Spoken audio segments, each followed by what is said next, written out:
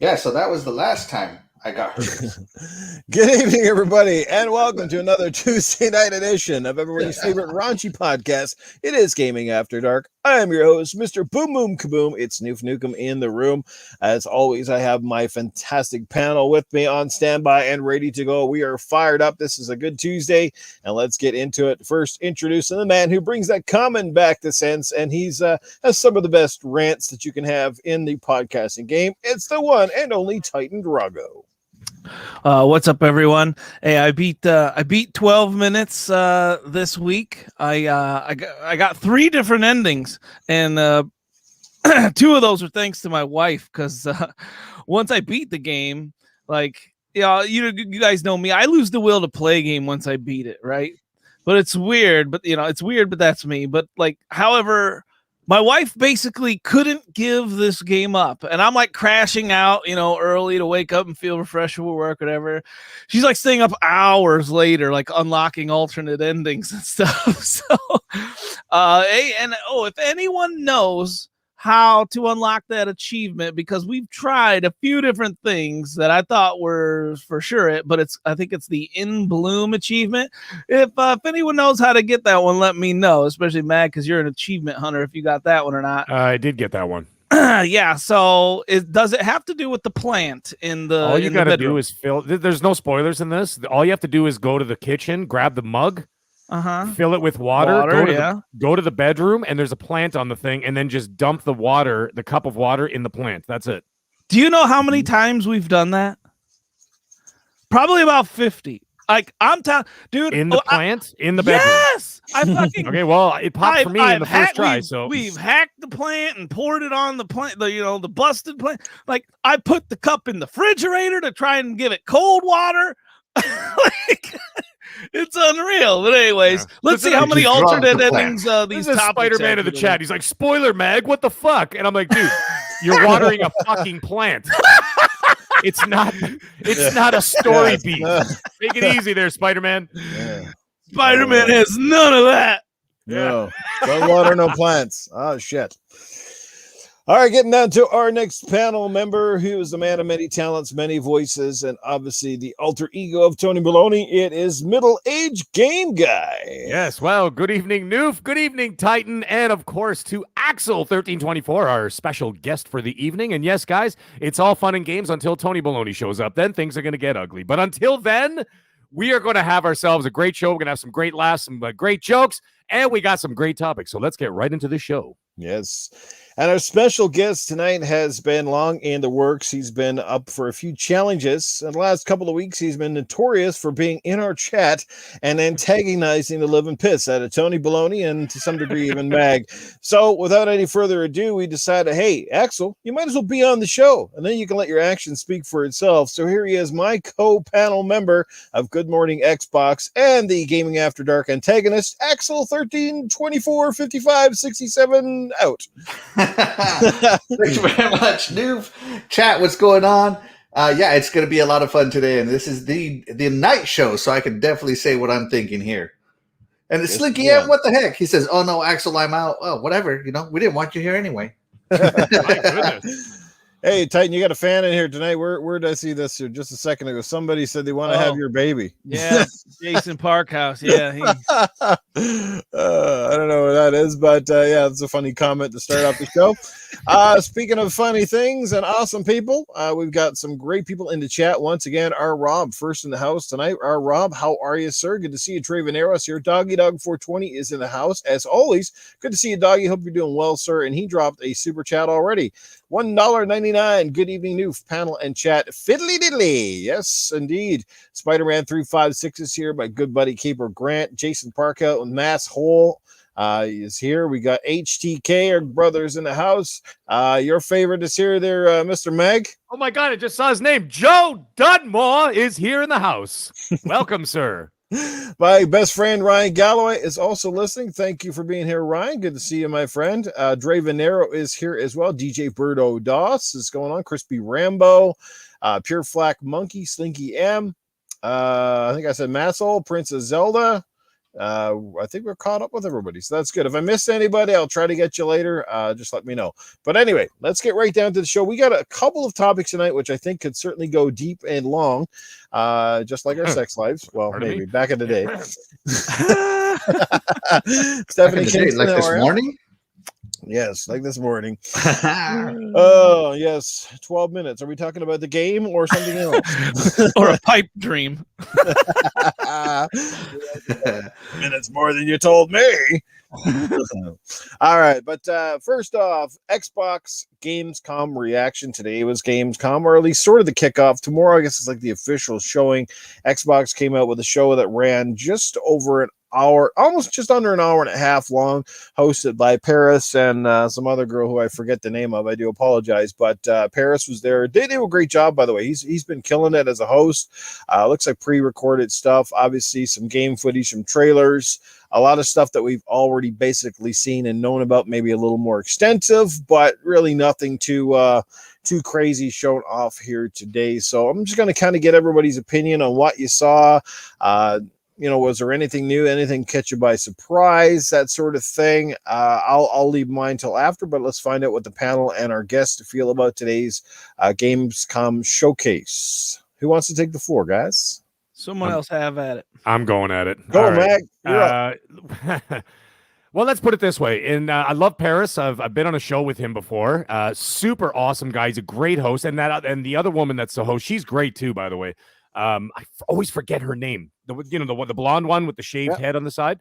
She's great too. A really good interviewer. She's got great energy, all that kind of stuff. Same with Paris. They both are natural at it, and they have great chemistry. That being said, by 12 or 13 minutes into the show, I was already looking at porn on my phone. So I was already done, and I'm just like, okay. So basically, I didn't get hyped for this, but at the same time, I was kind of like, a lot of people were talking about it before, like a day before, 2 days before. They're saying, keep your eyes out for Gamescom, keep your eyes out for Gamescom. I'm like, all right, cool. And then it just kind of felt like an inside Xbox. You feel like that way, Noof? Like it was more like a, like one of those. Remember that show like a couple years ago? And it was like that, and like you're just like, ugh. So but basically, what you could have done is basically just wait till the show is over and just watch the highlights. Because getting too deep into it, some of it was interesting. Like what's his name? I can't remember the guy's name. Starts with a J. He was the lead designer for a Microsoft Flight Simulator, and he had some pretty interesting things to say and whatever else. They've got like 2 free DLCs coming this fall, 2 or 3 actually, and one of them. Now, what I'm going to pull out from this, apart from the fact that I found the entire show pretty damn boring, but the gems that I found in there is that they're adding a racing competitive online mode in Flight Simulator. Right, yeah. That's nuts. So, like, I mean, that's pretty cool, man. Like, I'm in for that for sure. I love the flying. I love looking at the vistas. I love watching, checking out different parts of the world. I've traveled the world, but I mean, I'm not watching it from the damn plane, right? So, like, it's interesting to see it from that perspective, right? I'm like, this is really beautiful, wild, and whatever else. But I ain't dumping 160 hours into it. You know what I mean? It's just not my thing. I'm not dissing anybody who does. It's just not my thing. But anyways, the competitive mode, I'm interested in that. Because that's more like a sort of like a Forza Horizon in the air, right? So I'm like, I'm in for this. So that was pretty cool. Forza Horizon looked great. At the end of the day, I hate to say this, some people are gonna be mad, but I'm just like, it's at the end of the day. I was watching the 8-minute clip. I'm like, okay, it's a racing game. I get it. Like, I need to get it in my hands. You know what I mean? Like you're just watching a car going down a road, like for 8 minutes. I'm like, okay. And that's the way I feel with any gameplay they ever show. That's why I don't like, because you're not invested, right? No, your hands are not controlling it. Not exactly that. It's just like I'm all about, I'm like, non-spoilers and stuff, and I feel like anything the giveaway kind of does that. Like I'm all right about seeing the vistas and like the amazing graphics. But it's like, how much of that do you need to see? And it's like, how much of that do I need to see with any game? Not much. Yeah. Well, see, that's the thing. Like when I look at it, like when they were showing, a couple of years ago, and I know Noof, you and I are on the same page here. That the Tomb Raider reboot trilogy was got to be my favorite series in the last 10 years, and absolutely adored every single one of those games. Yes. Now, when I watch those trailers, they show little snippets here and there, whatever. You see that, you're like, holy shit, this looks incredible, and you're like, wow, this is something else. But that's all you need to show me. because I know what happens beyond that. I know you're going to be running, jumping, climbing, leaping, shimmying, doing whatever. I don't need to see all that stuff. Like, just show me how beautiful the game is and how well it runs, and show me like at least a couple of story beats, and I'm sold. So anyways, Forza Horizon looked great, but again, at the end of the day, until it's in my hands and I'm playing with friends online, I'm not really like, okay, I don't need a deep dive, looking at the new Mercedes that I could never afford, right? So I'm just like, okay, whatever. The one cool thing that a lot of people overlooked in the show today, though, and this is a positive thing, is the cloud gaming on any console coming this fall. Yeah. That is fucking unbelievable. Amazing. So you see what they're doing here. They don't need to sell Series X's and S's.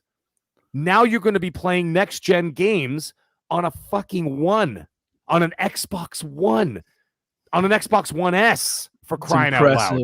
Impressive. That is incredible. So now you've got people who are, I guarantee it, and I know it, I see it a lot in some of the groups and on Twitter and on even on Facebook groups and stuff. There's a lot of people out there who simply cannot afford everything that we buy, right? And they're stressed out about it. They're like, man, I really want a Series X or an S or whatever, or even a PlayStation 5, whatever. Yeah. And they're just like, I just can't afford it. So I guess I'm stuck with the One. Or by the time they get one, it's like the generation's kind of halfway through and the next systems are right on the corner, right? Right. And so like this has now just opened that door. So now, like, you see how many doors Microsoft is opening now? This is ridiculous. Like, first of all, you've got Game Pass. So you got people who couldn't afford to buy every single game at $80. Okay. $80 for us here in Canada, actually $90 here in Canada or whatever. But anyways, that's it. Or even PlayStation 5 games, which are $105 for me, right? Then you introduce Game Pass. Then you introduce the cloud gaming, where you can actually stream onto your phones, your tablets, whatever. So you don't have to buy multiple consoles. You don't have to all that kind of stuff. You've opened the door there now. So now you don't even need the console at all. All you have to do is just subscribe to Game Pass Ultimate, right?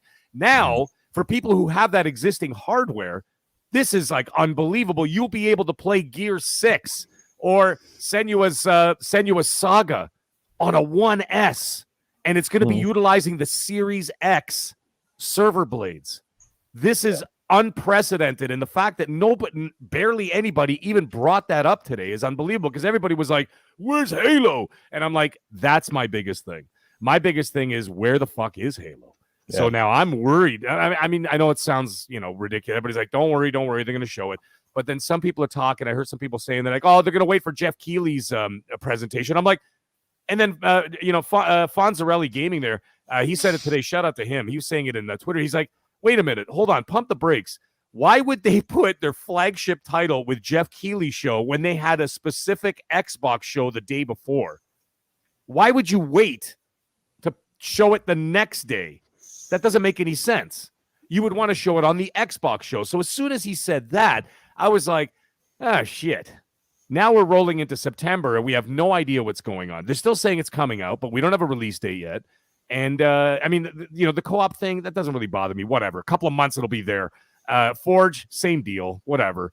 But you're getting a full campaign and you're getting full multiplayer. So what the hell is a big deal, right? But anyways, the thing is, they haven't said anything about it. That is a little concerning. But anyways, overall, I'm giving the show about a 6 out of 10. Maybe I'll be a little generous. I'll go 6.5. That's about as high as I'm going, though, because the presentation was good and everything else, but it dragged. It was slow, and it was like an inside Xbox, which, as everybody knows, didn't work out. So that's how I feel about it. Well I'm quite frankly just tired of all the bitching, moaning, complaining. Like, I've seen enough of it. Like, I've had my fill. It's like one of those things where people need a break from Twitter from time to time because they're sick of seeing negative shit everywhere or whatever reason they got, right? Like, I'm not at the, I need a break point, but I am just tired of this negativity that's just everywhere. And people don't see that, we're in the golden age of gaming where we have the best deal of all time in Game Pass. Literally, we may never see a better deal in gaming ever in our lifetimes, and people are complaining and about hearing about Game Pass this and Game Pass that. Well, there's a good reason for it, right? Like, I can't stand hearing shit about that. So first things first, for me, this is Gamescom, right? It's not E3. don't expect the same shit. That's common sense. 2, people are complaining about this show, and all I can think of is, at least Xbox has a show. That's right? true. Yes. PlayStation hasn't had a legitimate show in fucking years. Okay, at least we got another show. A big reason I'm tired, of it, it's like I think even like the non-fanboys. I mean, I'm talking about like the fans of both consoles, people that like Xbox and PlayStation. Since PlayStation hasn't had anything in years, I think Xbox has taken all the heat even from then, and they're not even realized that, like, I don't think people are realizing that Xbox has been the only one at these shows. So all that crap aside, there were some games that looked like really promising. That Crusader Kings 3, that looks like my type of game. They call and the way they worded it was really cool. It was a grand strategy game. Grand strategy. I love strategy, and the way they kind of came across with that game, I'm loving it. And they were talking about, this game isn't played through over a lifetime; it's played through generations. I really like that part about it. That really eat the Pope in that game. What? You can eat the Pope. What? Random bit of information. All right, seriously, that's crazy. Like you can marry into tribes, right? And when you marry into tribes or breed into them, you gain some of their attributes, and you can marry into these tribes that have cannibalism. And then you can go conquer other areas, and eventually you can, if you want, you can eat who you conquered and eat the Pope. Was this on a previous Crusader Kings? No, game? this is on Crusader Kings 3. How do you? It's already on PC. Oh, okay. So you played on PC? Yes. What did you think about it? It's got an over 90 meta, so it's a fantastic game. Jesus, really? Yes. Wow. I'm telling you, man. It's the highest rated game of this year, actually. Yeah, that game looks sick, man. That thing had me really excited to get. Think that Stray Blade looked all right. Thing is, the Sea of Thieves announcement, that was the weakest hot sauce I have ever seen. Like a limited time event that gives you a ship livery. Like, my God, it's pathetic. Yeah, it's pathetic when the State of Decay 2 edition was more impressive, and that's not even a games as a service game. Yeah. So like Sea of Thieves, them developers have been on vacation or something for a little while. But other than that, like, I'd like to hear what you guys have to say about it. And then I hear people bitching about the trebuchets. I hear a lot of people bitching about these trebuchets. Like, man, people don't like to learn, man. They just want game. I thought that part was interesting. Learn about those trebuchets and how they were built and stuff. I like that part. What did you guys think? Well, just before we get to Axel, let's give a shout out again to the chat, because we got some amazing people showing up here, including Pong Soul is in the house. What's happening? Our good friend Assassin Lupa here as well. Lost Forever, good evening. How are you? Pure Flack Monkey here. Stephanie Kingston, Ron Hale. What's going on, everybody? Papa Woody is hanging out with us as well. We got Cyber Gunter in the house. Good to see you here, Cyber. And Casket Repair hanging out with us as well. Bell Airy. How are you? Great crew again tonight. 3 thumbs down. Might be a record. Not even like half an hour in. That's amazing. Yeah, we got some hate going on tonight. We never even said that much yet. Really hate me. It's either Axel or Titan, I think, bringing it down. I didn't even talk about my favorite part of the show was the Dying Light 2. Man, everything they show, man, gets me just more hyped for that game. That game, I forgot. You know what, Titan? I'm so sorry I'm cutting you off. I totally forgot that they showed that at the beginning of the show. I was making popcorn while it was going on, but I went back to the room to watch it. Dying Light was one of my favorite games of last gen. And I remember, you remember when they showed Dying Light 2 like 4 years ago before it went into development hell? And I was like, oh, yes, it's coming. Yeah. And then it just disappeared. Now it's back because Microsoft dumped the money in.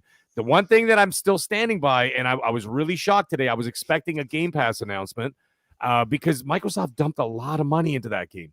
So I figured it was a shoo-in for Game Pass, but they did say after they showed it, it says available for pre-order, and I was like, fuck. However, when it comes to those big AAA games, they tend to wait till about 2 or 3 weeks before they launch No, man, kiss it goodbye, dude. Kiss it Come goodbye. on, man. I'm still standing on this hill. I know. Well, I'm leaving the hill. I'm officially leaving, and this is why. Because literally every time they'll announce the games coming out, like they had a list of games, and they showed you the list of games that are coming day one to Game Pass, and that shit wasn't on there. Every time they've done that, there have been no like surprises. You know what I mean? There's been no shock and all moments that this huge game is coming to Game Pass day one or whatever. I don't think now. so. Now, am I saying it's not going to come out, later on? I don't know, but it's definitely not day one. I can tell you right now that every single Microsoft marketing deal, game that they've had a marketing deal with, has all ended up on Game Pass. Eventually, well, we're talking day one here, right? Oh no, I know. I'm still standing by the day one thing because that's just that's what I'm doing. Yeah. But every single Xbox game that has been marketed by them has ended up on Game Pass one way or another, depending on how much time has passed. I'm just putting it out there. So it's an eventuality. It's just who the hell knows when. Yeah. I believe in the eventuality, but the day one, I got to jump off that bandwagon. I'm buying it anyway, so I don't give a shit. Let's get our guest in here. Axel, what did you think about today's little Gamescom event? The DLC show. Yeah, it was pretty great. You guys know I love flight simulators, so bringing racing, competitive racing to it, I'm already all in. I was playing some flight simulator just earlier this week, talking to HTK earlier, just loving it. The Sea of Thieves livery, that's cool. Neither here nor there. I prefer the Tall Tale events more than just livery events myself. This might look like shit. Sorry. There we go with the Smite hate again. But I think the big star of the show is actually xCloud. And you guys know I am a huge xCloud proponent. I am all in on it. Not really, but I love xCloud. I used it every day. As a matter of fact, I was playing around the Hades right before this show started on xCloud, and it's pretty awesome. The fact that 8th gen consoles, 8th gen Xbox, your Xbox One, Xbox One S, Xbox One X, is going to have access to 9th gen games, and all you need is Xbox Game Pass. How can you lose? Yeah. My nephew, I was talking to my sister about, maybe she needs to buy him an Xbox Series S. It's only $300. And she goes, well, if I buy him something, then I got to buy the other kid something. She's got 4 kids. And it's just too expensive. You don't want to spoil one and not spoil the others. That's not fair. So, yeah, not until they're older anyway. That's when the favorite starts to really show up. So Axel, hold on, Axel. I was playing one day. I was playing Flight Simulator one day, and Axel sent me an invite or whatever. And he's like, "You want to fly around with me?" And I didn't even know Flight Simulator is like co-op. I didn't even know this. Yeah, that's a thing. It's kind of like I feel like if you're flying the plane, though, it's like, what the fuck am I doing? You're flying the plane, man. Yeah, no, I'm person can fly the fucking plane. I don't think you're on the same plane. You're not. I think you can fly 2 different planes. You fly your plane, I fly my plane. We're just flying. The way you worded it, the way you said it to me, it's like I thought I'd be like a co-pilot, like sitting next to you. No. What are you doing? Just sitting there for 8 hours eating a ham sandwich while Axel's flying? Talk the shit, shoot the shit, or whatever. Like looking over the edge or whatever. But hey, you got co-op mode in Flight Sim. So I'm part of a Flight Sim community, and one time we got together flying into the Royal Gorge. All of us had propeller planes, and this guy, he must have really known how to play this game. He flew the 747 into not the Royal Gorge, the Grand Canyon. Sorry, the Grand Canyon. He flew it into the Grand Canyon, and all of us were just flying around this giant 747 in the Grand Canyon. It was awesome. That's awesome. That's amazing. Yeah, so you fly your own plane. Thank you, asshole. Tony Balogna started early in the chat. So funny. He'd be holding my flight stick, if anything. No, but I love these shows because I love trailers. I especially like the Destiny trailer. That looked so great. I really want to get back into Destiny. But then you start looking at all these, the armor sets that are like, oh, it's part of this, battle pass. Oh, this gun is part of this other battle pass or whatever it is. oh, this is part of the season thing. And I'm just like, Jesus Christ, that's like 3 different monetizations on this new expansion. So you got to pay for the expansion. And on top of that, you got to pay for sub expansions. And I'm like, yeah, no, never mind. I'm not getting into Destiny anymore. I mean, I might play it, but Jesus, that's just a greedy monetization right there, in my opinion. Mm-hmm.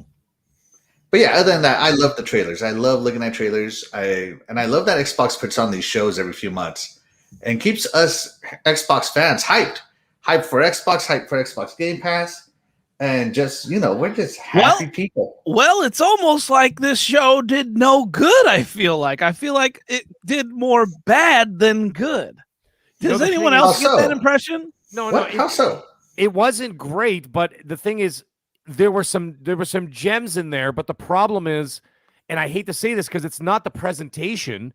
I think it was the flow more than anything. That was like dragging it down by talking to the developers too much. Save that for like like one of those deep dive shows like they did at E3. Remember that? At E3 they had a very focused, what was it, like a 80-minute show, whatever it was, right? Very focused. It was bang, bang, bang. The pacing was incredible. And then they said, if you're interested in learning more about whatever, Flight Simulator or Forza Horizon 5 or this and that or blah, blah, blah, blah, check out our post show where we sit down and talk to the developers and they show us how they made the game.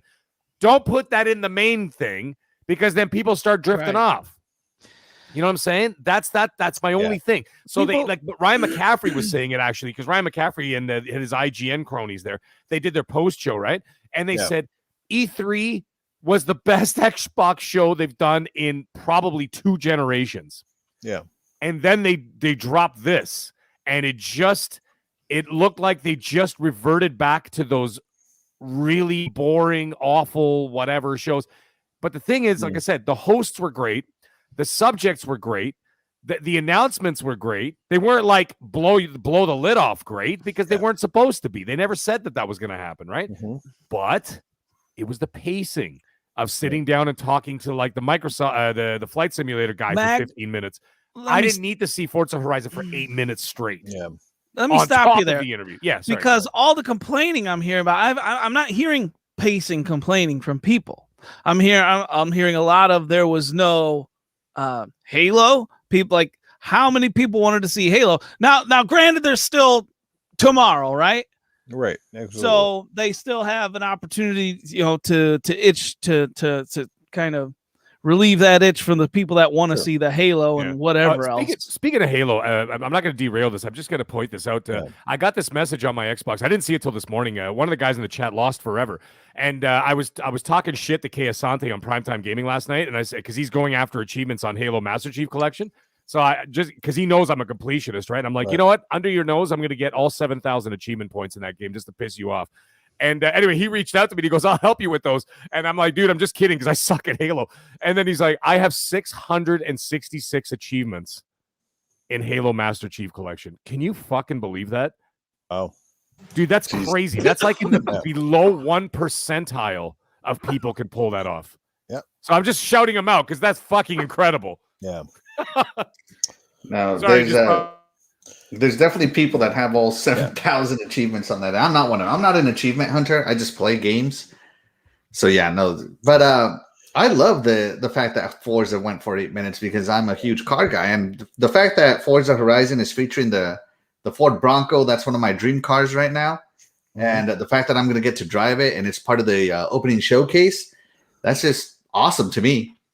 So I didn't mind the Forza Horizon part, especially also because it's in Mexico. So maybe I'm just a little overexcited for it. Yeah, I mean, my take on it is this: like Aaron Greenberg purposely put out a tweet today or whatever, saying like, don't expect anything new. This is just kind of games they've already announced, that sort of thing. Expect some trailers, totally. But at the end of the day, you go nearly an hour and a half long. A lot of it was, like I said, the same kind of stuff that we saw, without obviously more of an extensive look at Forza Horizon 5, which obviously, in my opinion, was the star of today's show. Like, it looked absolutely jaw-dropping, damn awesome. Like you, and if you really pay attention, go back and watch it again, watch it in 4K, and just watch the reflections and stuff in that game. It's just absolutely nuts.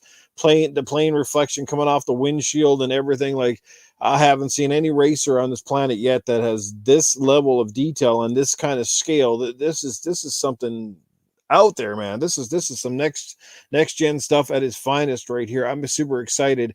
I loved, of course, Dying Light getting a little bit of attention right off the hop. A lot of people are excited about that game, and let's hope that it plays as good as it looks, and it's a worthwhile successor to perhaps one of the best zombie sort of shooters out there for a long time. Some of the parkour looked absolutely nuts, and the character detail and everything else that was going on there. I mean, outside of that, I didn't see a lot personally to get excited for. I guess you could sum up the word today, and this wasn't bad. It was just boring. And it's like a lot of like Sony shows in the past where it's not that they had a bad show, but they kept showing the same old things. And they learned their lesson eventually by basically going, we won't show anything, and then keep showing the same stuff over again because people just they take it the wrong way. And I think that's where a lot of companies are too. Like, do you show stuff or don't you? Because you show stuff, people sit there and pick it apart and criticize it forever and a day till it comes out. You don't show it, they sit there and make up their own narratives as to why you don't show it.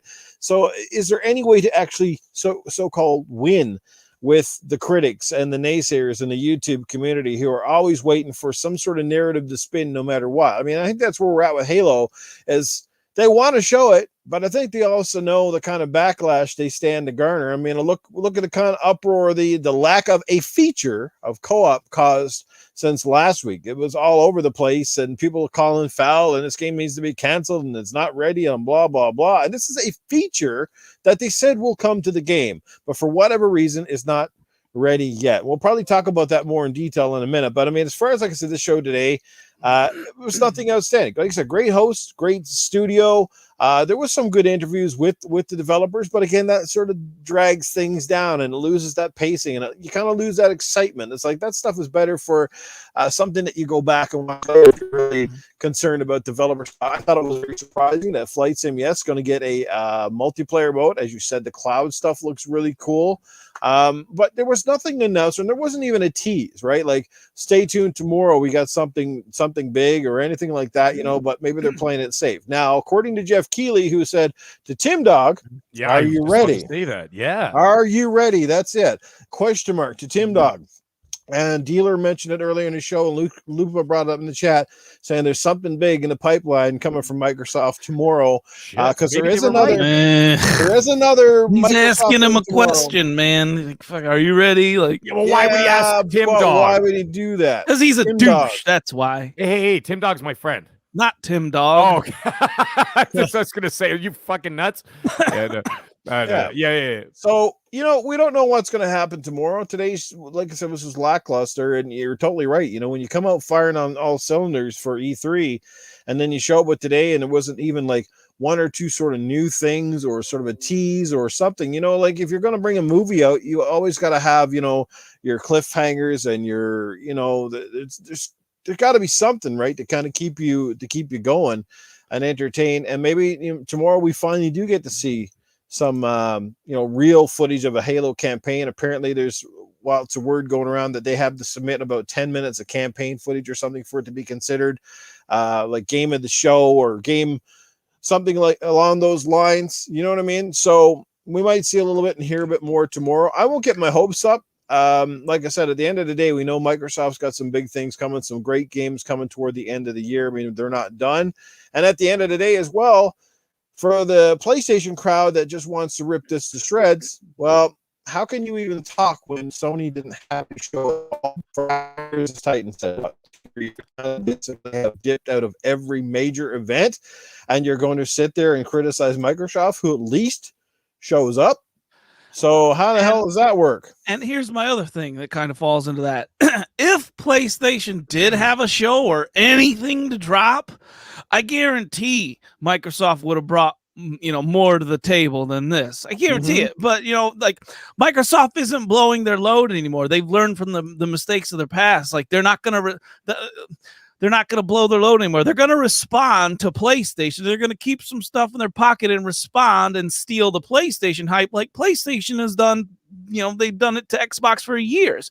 How many since 2017? I think there was like 5 things. There were like 5 big announcements Xbox had after 2017, or in that range, and every time Xbox said something, boy, oh boy, the next, like sometimes within the hour, PlayStation would tweet something and try and steal that thunder, man.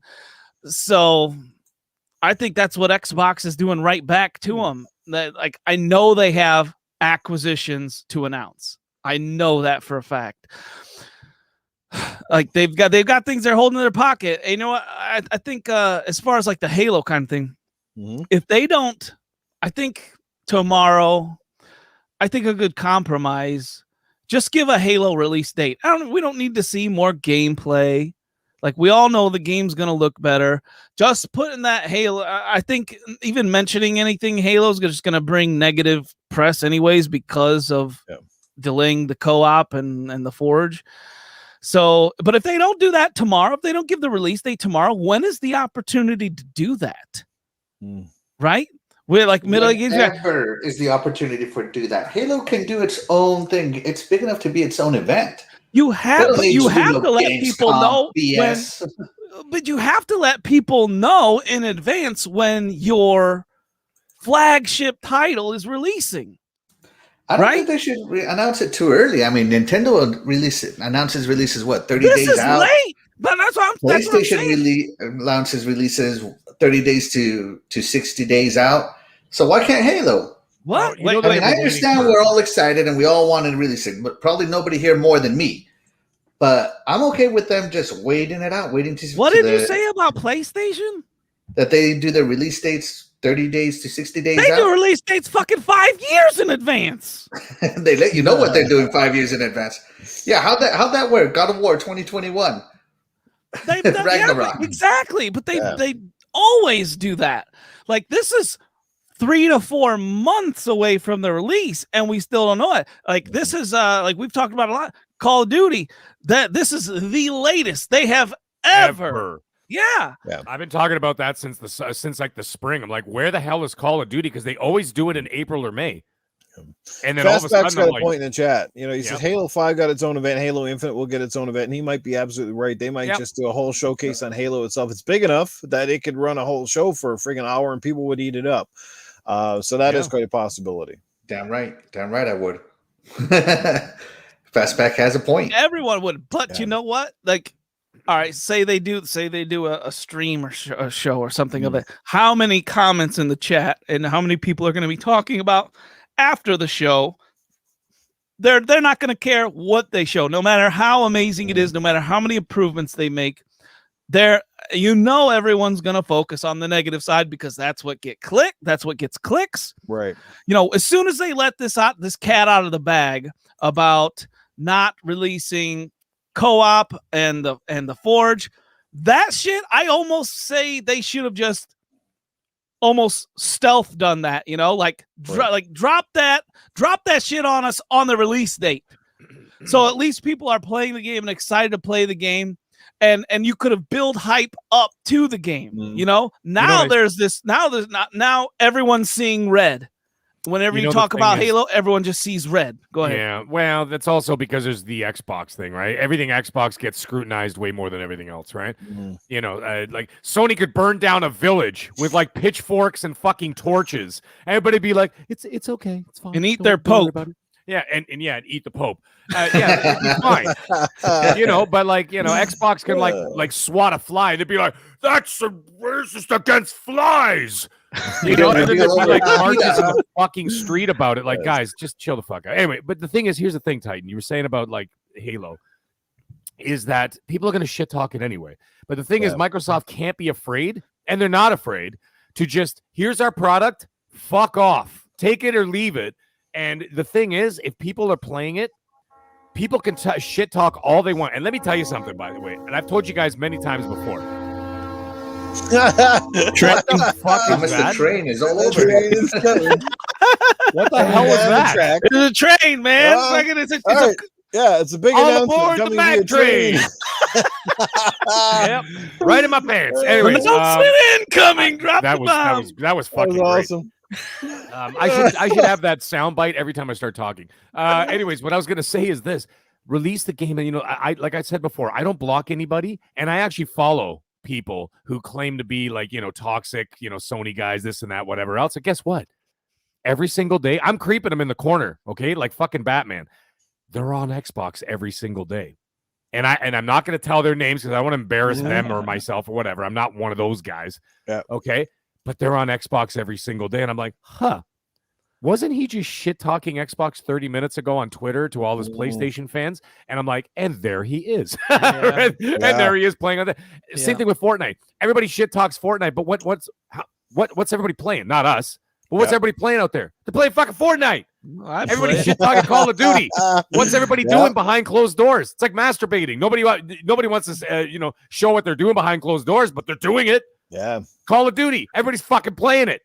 Okay, so it's the same story here. People can shit talk Halo all day long. Microsoft just have to show it off properly. They have to release a solid game, solid story, solid multiplayer. From what I understand, the flight was incredible.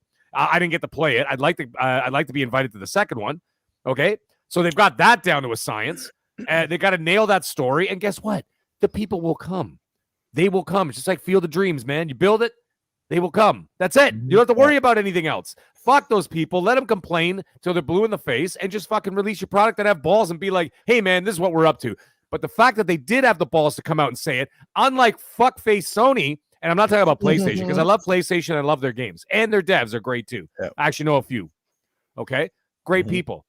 And the people that follow me on PlayStation. Great people. But Sony are a bunch of dick faces. And I'll tell you something else. They don't have the balls to fucking tell their fans, their paying fans, that what's it called? That Horizon Forbidden West is not coming out. Yeah.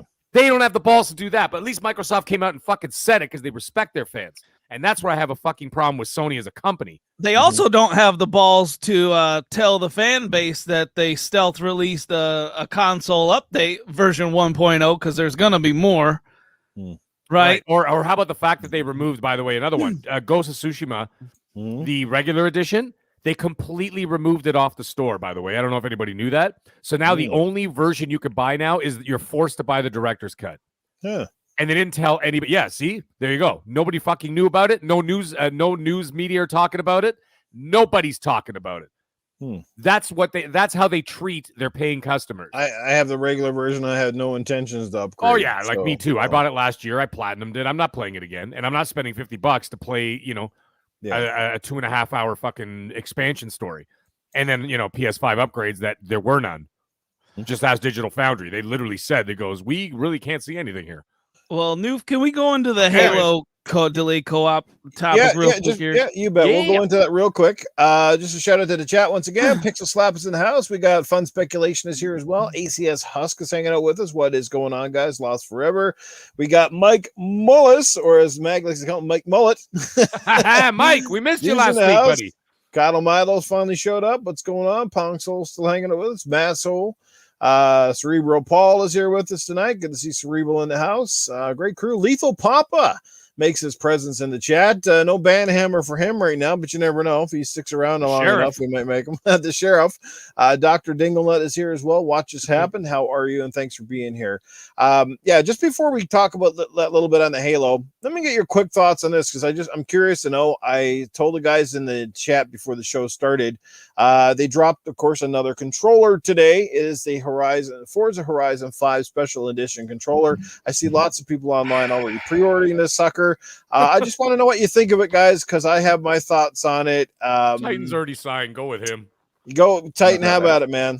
Wait, what? Titan's already what? You signed? I thought you were signed. Or did you see the new Forza Horizon Special Edition controller? I am unimpressed. Just flat out.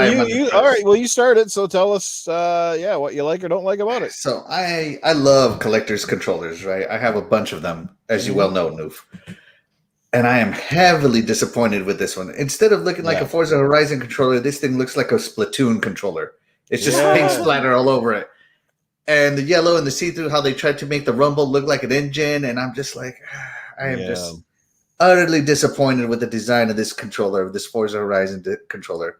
This controller is a heavy pass for me. Yep, I don't like the design at all. How about in the chat, guys? 1 if you like it, and 2 if you'll pass on this one. 1 in the chat if you like it, 2 for a pass on the new Forza Horizon Limited. Did I miss the super chat? Okay, I was about to say, yeah. Let me just get to that super chat real quick because those things scroll by and you can't get them back. And it is from our good friend DJ Berto Das, who drops $2 and said, "Say the name, Mag. Spill the beans." You know what's funny? DJ Berto Dos. It's not 1; it's 5 of them. Oh, and I've been creeping them all the time, and I added them as favorites. So every time they come online, it like pops like an achievement at the bottom. Mm-hmm. And I swear to God, I've been monitoring it, and I'm hanging on to those receipts, boys and girls. I'm hanging on to those receipts because all of a sudden won't say this, but he secretly masturbates to their tweets. Yeah, I'm telling you, man, that's what you got to do. Sun Tzu's Art of War. They said, know thy enemy. And then you go on Twitter and they'll shit talk Xbox up and down. And then all the PlayStation cronies are going, and then 20 minutes later, they're fucking playing Xbox. And I'm like, so I'm just waiting for it. Anyways, the controller looks like an abortion with 2 thumbsticks. Yes, terrible. There you go. Sorry, I got us back on topic real quick. Let me tell you something. I bought the aqua. What the hell is that called? The one that like the shimmery one. Yeah. That really cool fucking one. I actually something blue, right? Yeah. Aqua blue, like move or whatever the hell it's called. I actually bought that. That's coming next week. So 31st, I believe it comes. Mm-hmm. So Monday or Tuesday, it should be delivered to my house. So I got that one, and I looked at this thing. Even my wife, she was watching it. And my wife was looking, she goes, "What the fuck is that?" And I'm like, I don't know. I'm going to go get some more popcorn. I just walked away. I was like, that thing is fucking hideous. Aqua Shift. Thank you. Aqua Shift. Thank you, whoever said that. Man, Microsoft is either hit or miss completely with these controllers, man. I remember the Sea of Thieves. I think the Sea of Thieves custom controller was like one of the coolest I have ever seen. Mm-hmm. It hit the mark on nearly anything you could imagine. And then you got this one. You say this one reminds you of Splatoon. To me, it reminds me of that what's a post-apocalyptic game with the father, but it's not that game. It's the one after that where the nuke went off and everything is pink.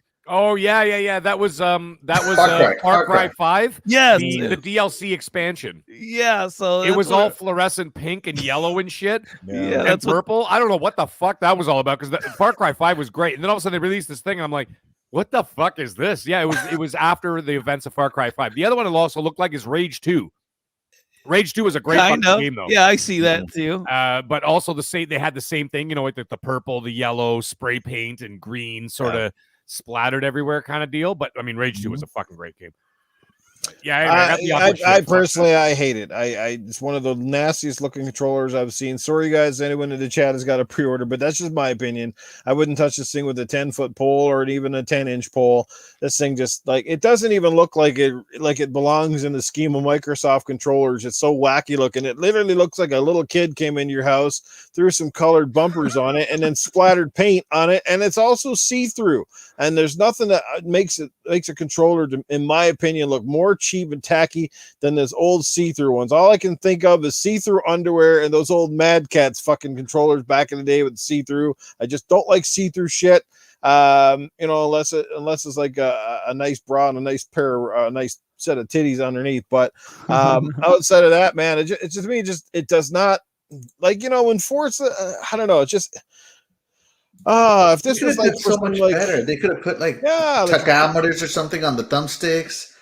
I don't know, something. Make the triggers parking brakes. I get they made the triggers one bluish green and one reddish pink. I mean, if there's one thing I hate about Forza Horizon, I think Mooch might have said it in one of our podcasts, something about get rid of the festival. I really kind of hate the whole festival, that tacky, colory shit. I don't know. So. Yeah, I'm not a fan. I mean, people to each their own. I mean, I see lots of people like it. Again, lots of people pre-ordered, and it's your money. And if you jives, it's not my bag. I like the Aqua Shift one. I thought that was kind of cool. But I bought it. I bought it as soon as I saw it. But with this one, just in the scheme of things, and it will sell for Forza Horizon fans, obviously, and for people that just want to it definitely stands out. You see this one, you're like, woo, that sort of thing. So.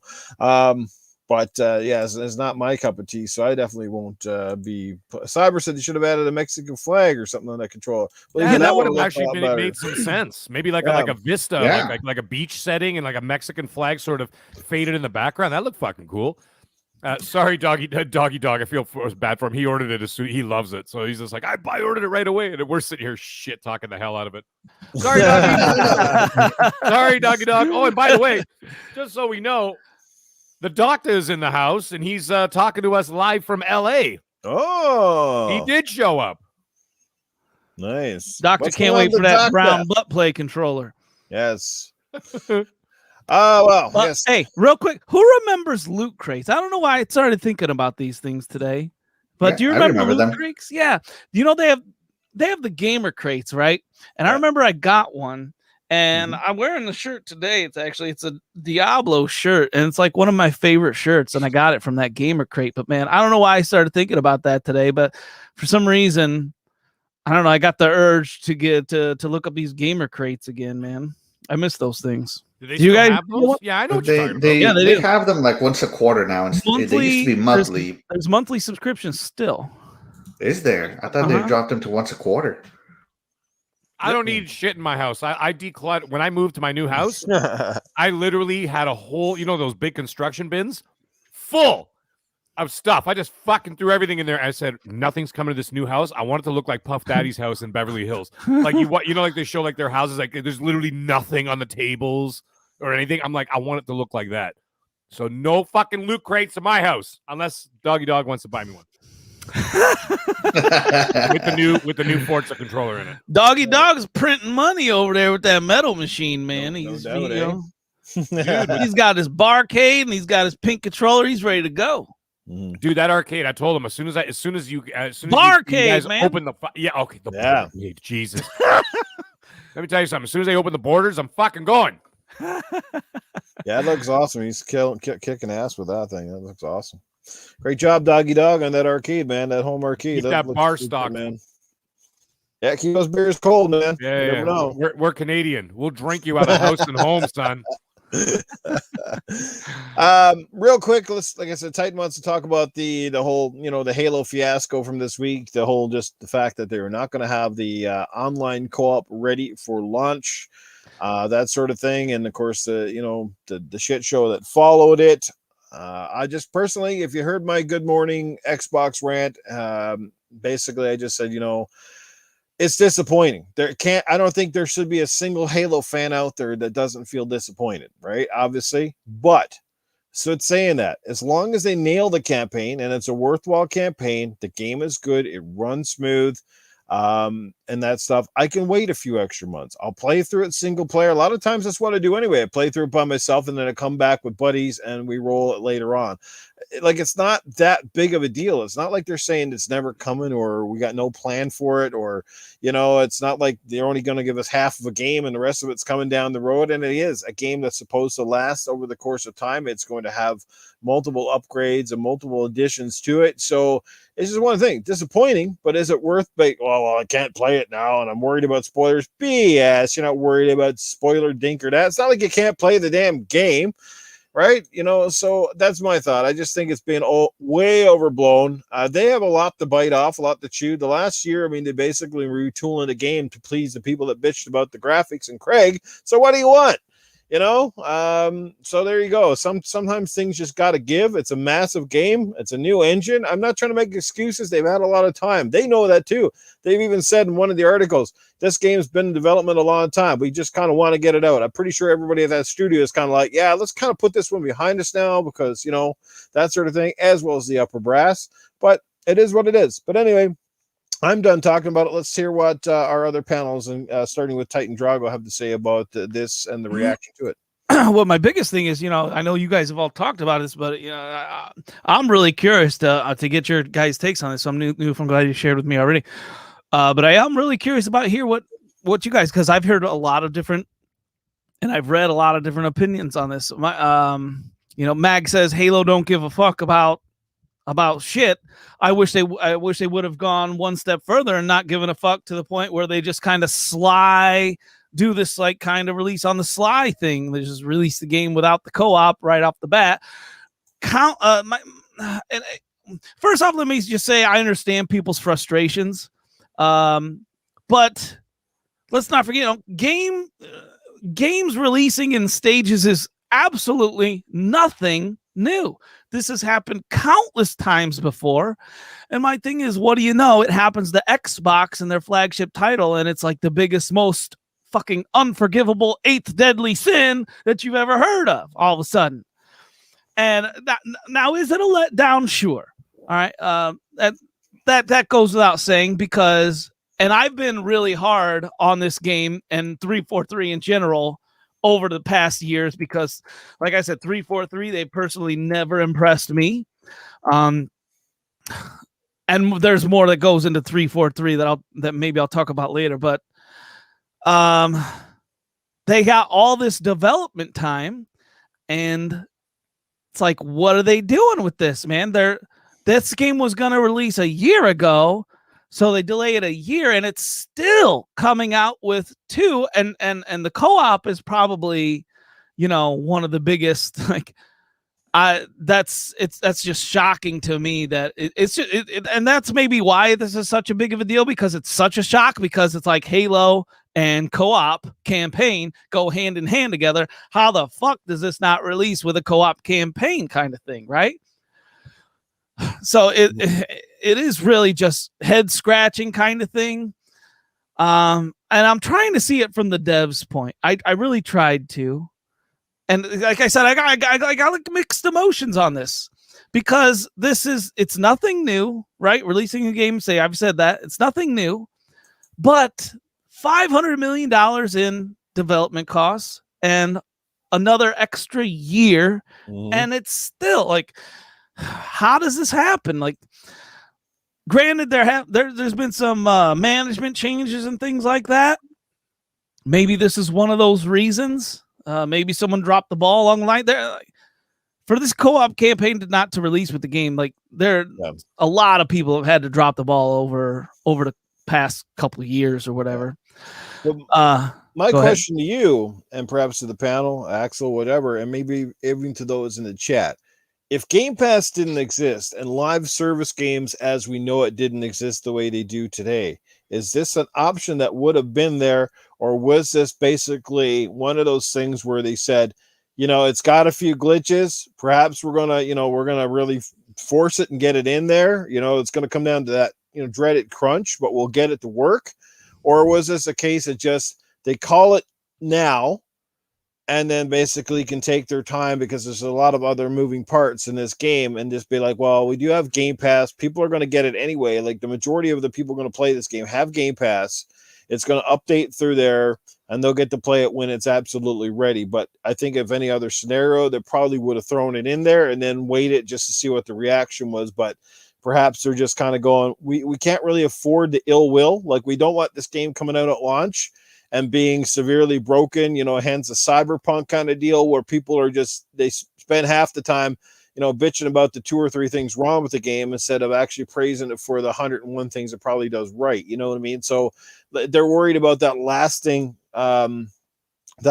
impression after launch that could either make or break Halo. It could, basically, something make or break, because game's going to do well regardless. But what I'm talking about. Like, they want the game to come out and be, the best that it can be.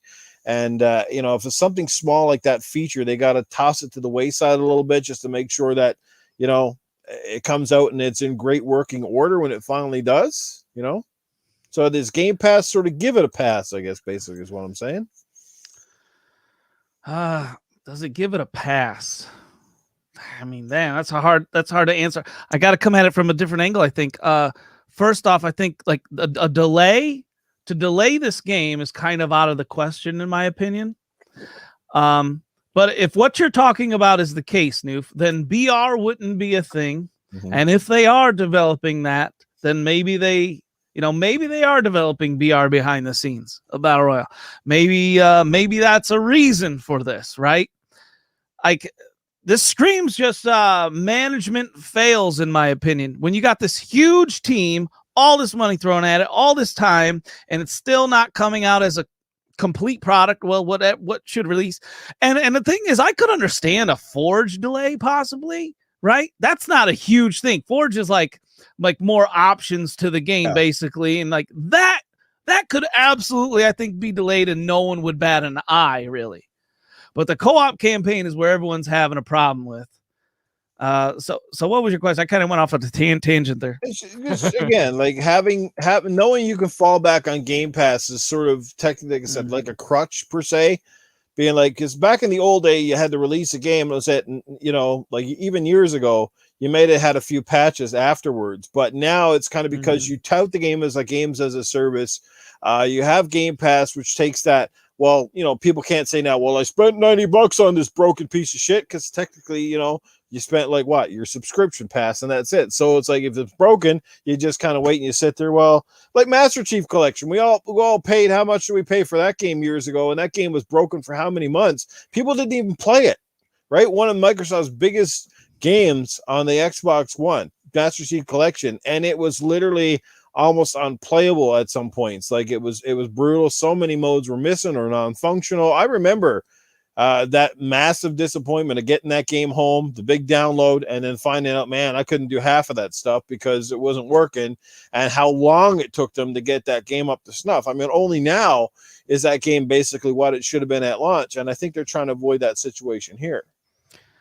I'm sorry, chat, man. I don't know where you guys are letting me have it today, talking about dolls and all kinds of crap. I can't even follow what you guys are saying.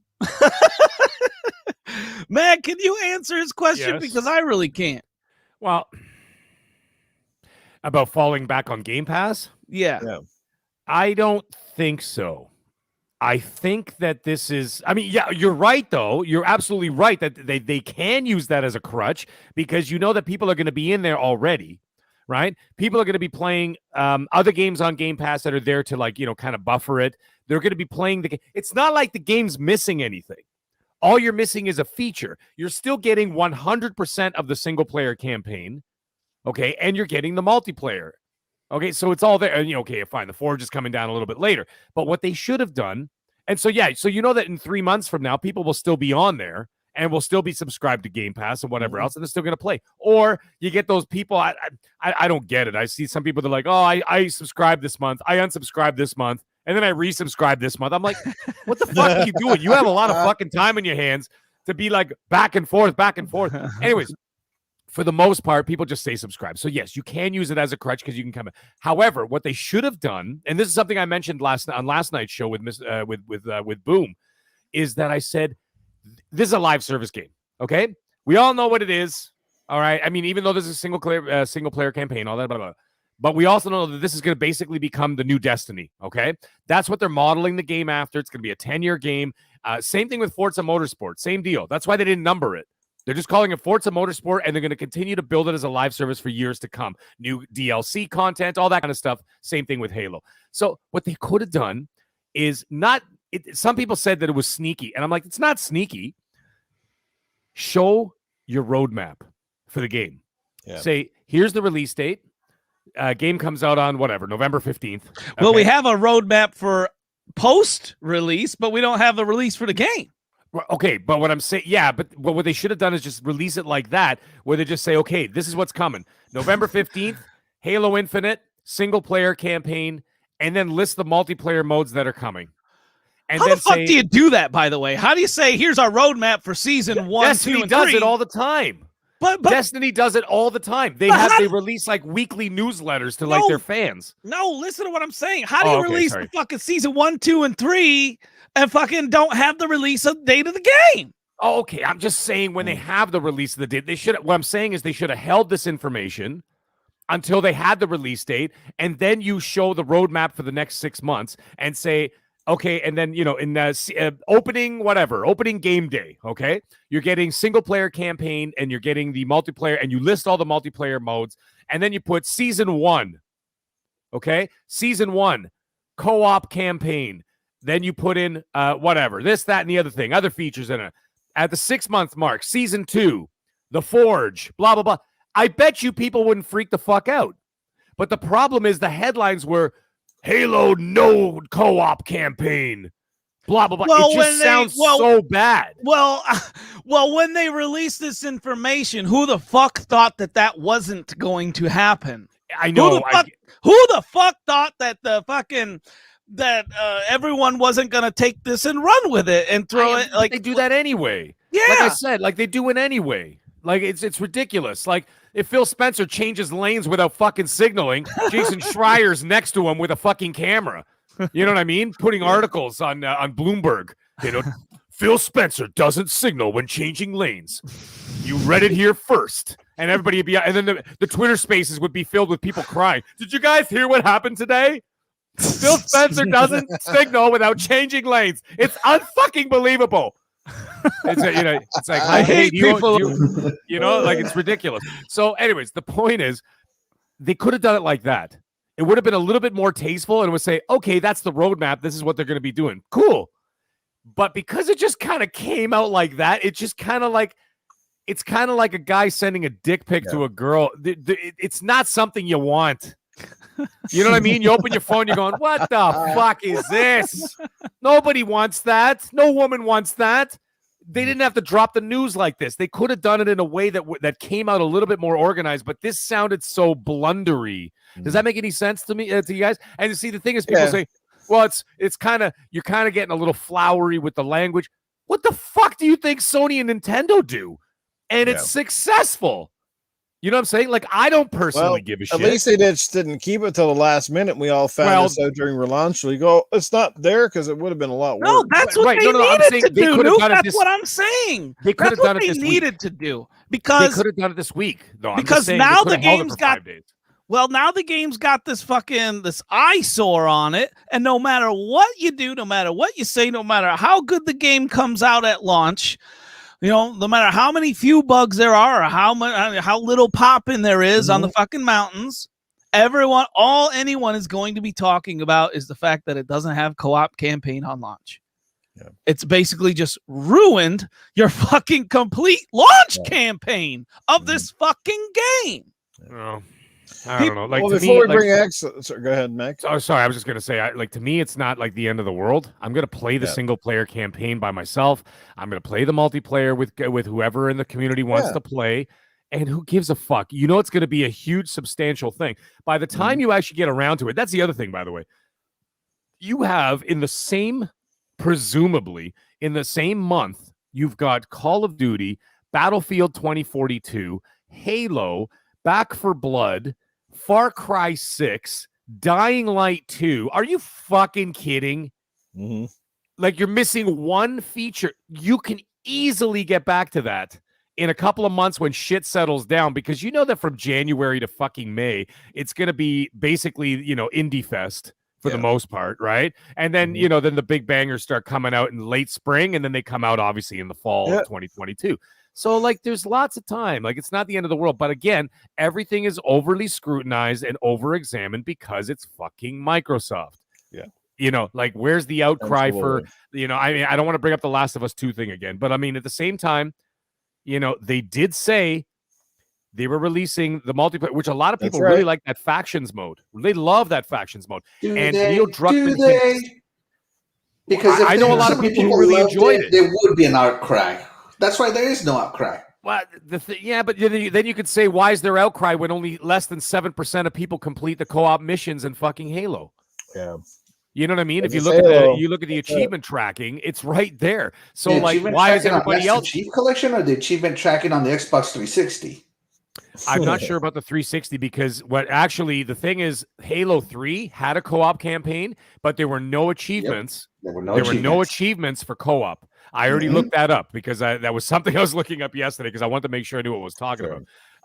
But the thing is, what I'm getting at is that it's not the end of the world. Why is there an outcry from the other 93% who didn't even fucking touch it? That's right. That's what I'm saying, right? Anyway, Neil Druckmann said, Factions 2 is coming. We got these big plans, this and that and the other thing. And then he says, listen, it's going to be delayed. We're going to release it later on as an update. Yeah, where is it? It's 15 months. Yeah. Where is it? Exactly. Yes, exactly. So I know where it is, by the way.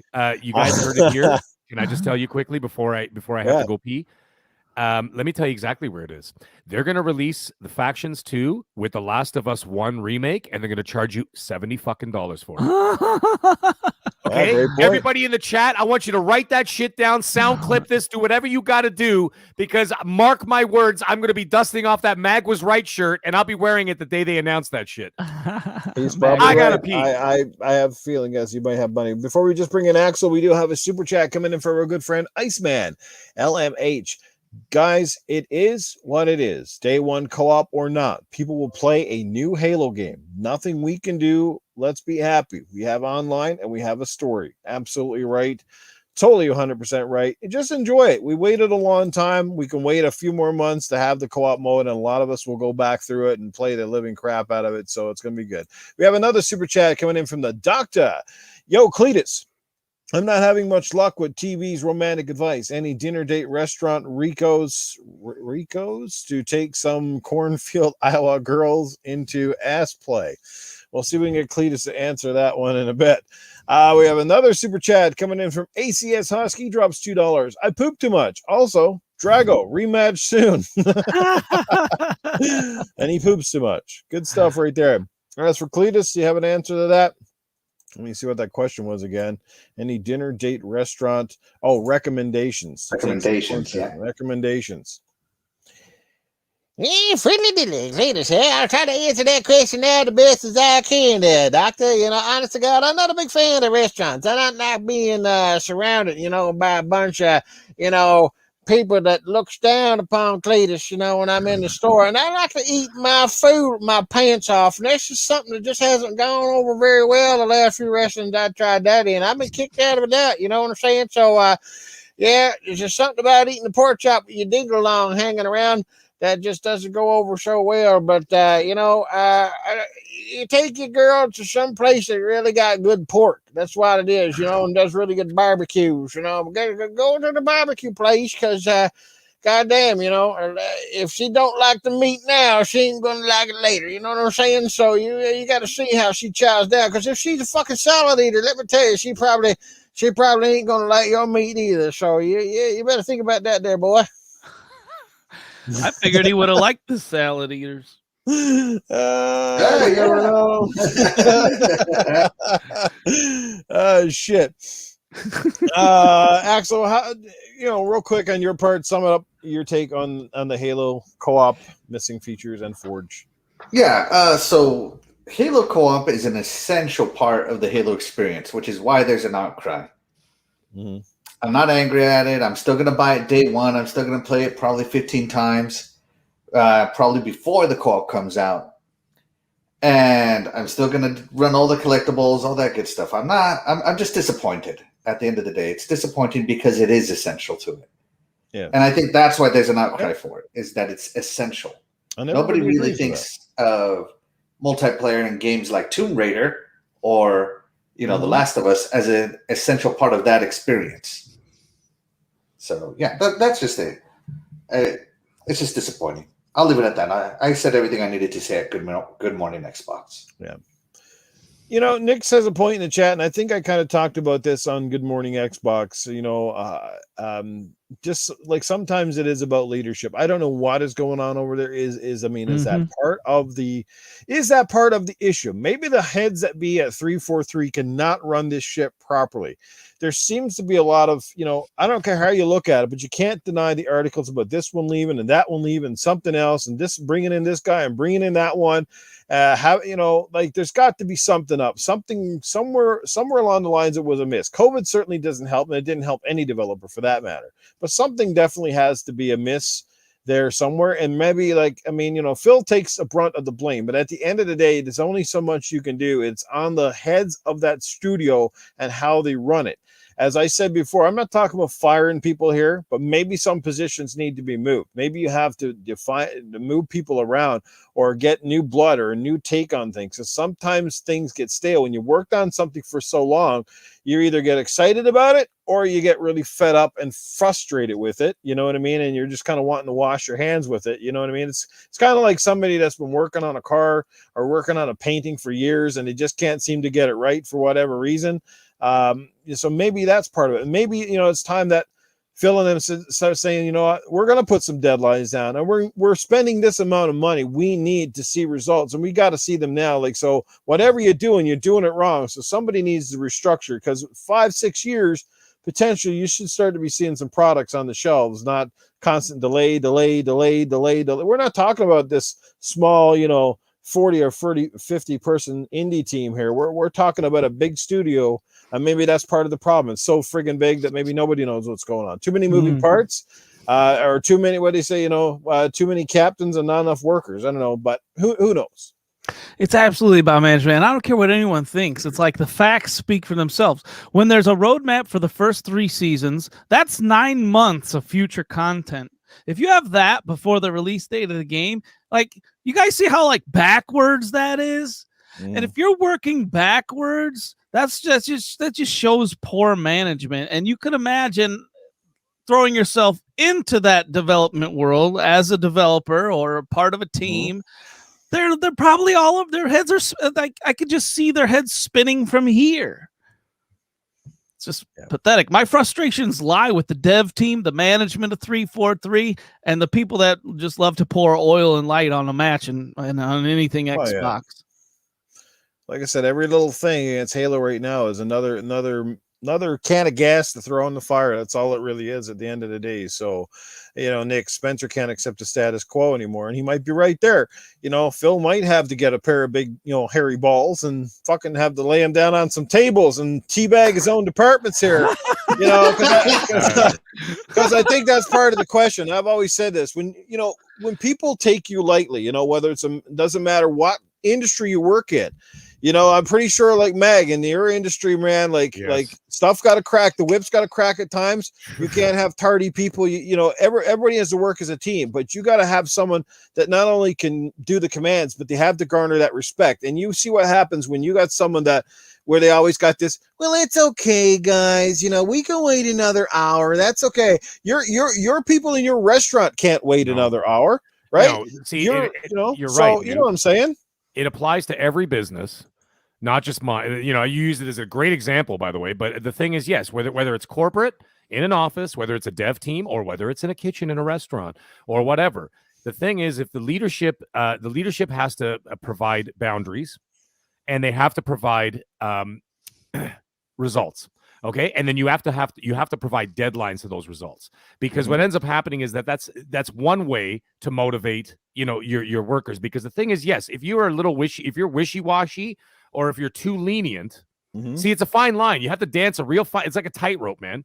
You can't go too far off the edge, because then people, like, if you're too much of an asshole, people will be like, oh, fuck this guy, and whatever. And then you're not getting the productivity. If you're too wishy-washy, they're also going to say, this guy's a pushover. We don't have to do shit. We'll just kind of do what we're doing, and we're going to milk the fuck out of the clock and get paid and whatever, right? So you have to have a fine line, and it has to be. However, I got to say that ever since Jason Statham there joined 343, he's like, have you noticed that, like, there seems to be much more motivation moving in that direction, right? So maybe, I'm just saying, maybe when you look at like a situation like where Bonnie Ross is in charge or whatever else, she's an incredibly intelligent woman. She's been there from day one. She was there. Her and Phil, by the way, were the only two that survived the cut when Donnie D and the rest of them got their fucking heads chopped off, right? They were the only two that survived. They're OGs. They've been there from the beginning. But perhaps, I'm just saying, it's just a thought, that perhaps maybe she's just not suited for that particular role. Maybe Jason Statham, Joseph Staten, if anybody doesn't know what I'm talking about, we just keep calling him Jason Statham because it's funnier.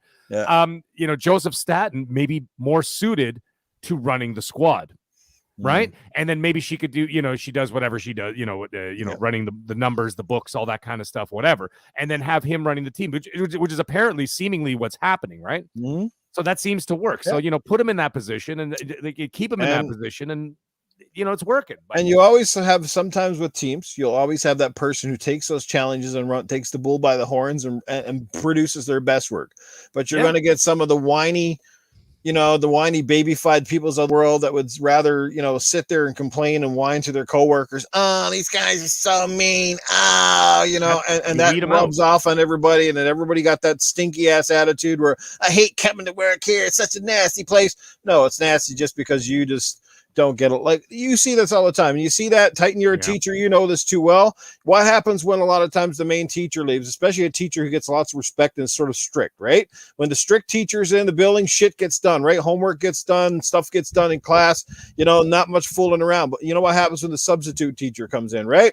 Oh, hey guys, it's the substitute teacher, you know, and then people are just like, yeah, whatever. It's a substitute. He lets us away with everything. We won't do shit all in class. They probably end up watching a movie, you know, nothing really gets done. It's definitely not this. You know what I'm saying? Like, and I can't say I don't work at 343. I don't know what's going on. And I don't want to sit here and act like I do, but I think we've seen enough articles and we've read enough and we listened to enough to know that 343 hasn't exactly been the model of, you know, of how the best studios run. Do you know what I'm saying? Like, there's definitely a few things awry. We just hasn't been a smooth factory. Well, maybe it's been addressed and maybe it hasn't been addressed. But if it hasn't been addressed, maybe now is the time when the Halo finally launches. Maybe it's time moving forward that they go in and they lay some ground rules to say, if you want to be part of this carrying forward, great. But if you don't, guys, you can hit the road packing and see what happens, because we want real workers here. We want talent. We want workers. We don't want the riffraff, you know? Yeah. Well, apparently Schreier, as I know I made a joke about him earlier. Actually, he's actually, the word is he's working on a story about 343. Mm-hmm. So obviously something was, it's obviously not like the Activision Blizzard thing. But I mean, I'm just saying, like, obviously there's some kind of dissent that was happening in the company at some point. I'm not saying it's happening now, but apparently he's working on a story about it. So obviously Shire's already blacklisted by Bethesda. What's 343, you know? Yeah, well, you know the whole ambulance chaser kind of, you know, injury lawyer kind of vibe, right? With him, but like at the same time, if something's going down, you know, he's gonna expose it. So apparently he's working on something. So that's the word anyway. Yeah.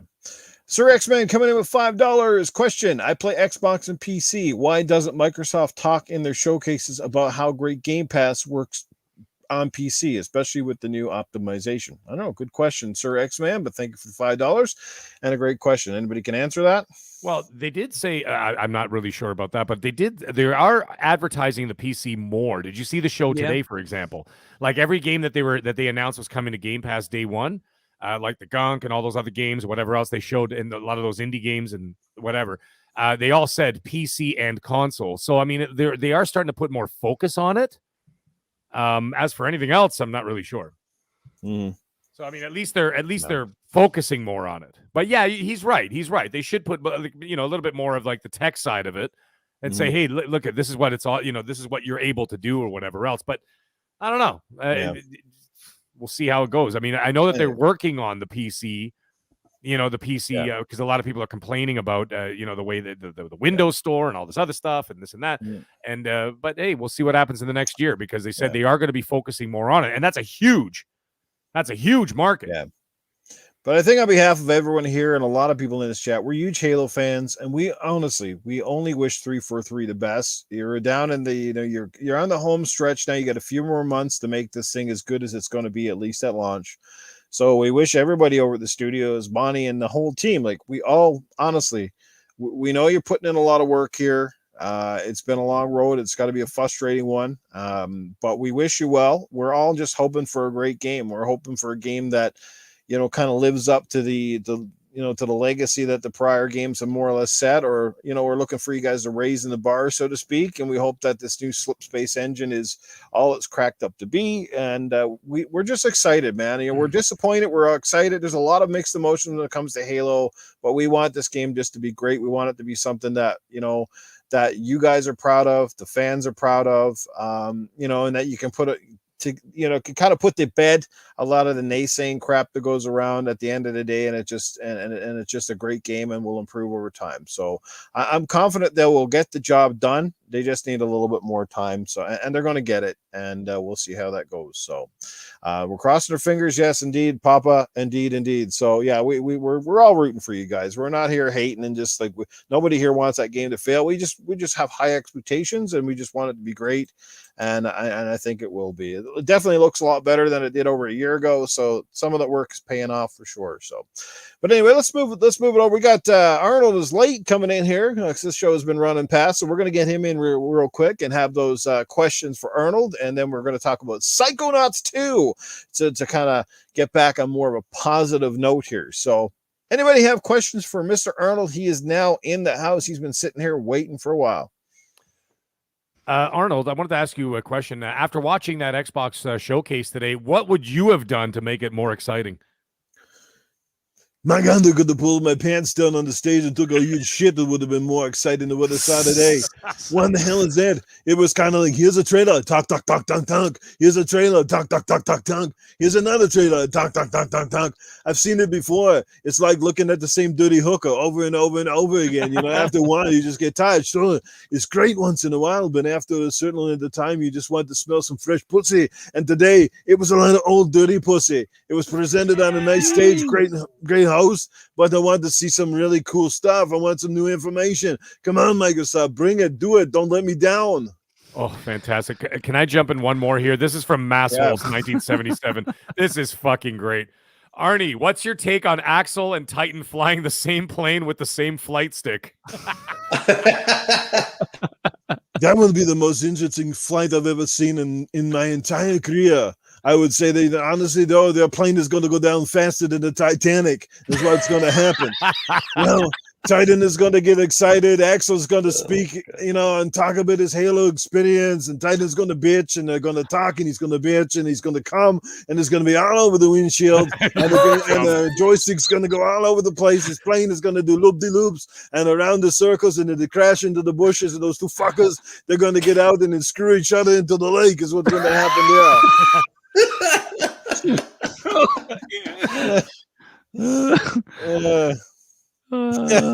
Any more? Arnold, did you really think Danny DeVito was your twin? No, Danny DeVito was an incubated turd. They put some hair on it, and then they put some pants on him, and that's what they call him. No, Danny DeVito's not my twin of anything. He's more like a sugar twin. I wouldn't put him in my coffee. I wouldn't put him in my bed. I wouldn't put him in the bathroom. That guy is an idiot. I'm terrified to do another movie with him. I don't like Danny DeVito. He's overrated. Actually, he's underrated. You can't even find him. You could go right over his head. Arnold, tell everyone to get Game Pass now.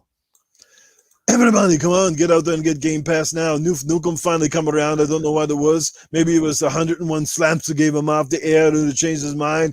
But eventually he came around. I said that he would. You just had to give him time. You just had to bitch at him long enough, and then he gets it done. That's how Nukem is. You have to kick him in the hole long enough that your shoe gets stuck, and then maybe he gets the laces out his ass and it gets it going there. My common sense rubbed off on him, eh? Yes, common sense. Do it. Arnold, how do we know that you are not Master Chief disguising your beautiful voice? Because I can't get into that costume. It's too rugged. I can't really move. It hurts my ball sack. I don't want to be in there for hours trying to fight elites and those fucking weird looking alien creatures. What are they called? The flood? Christ, the last time I saw something ugly like that was at the end of the month when I had a new fucking maid. That was a flood. That was a flood, a 3-finger flood is what happened there.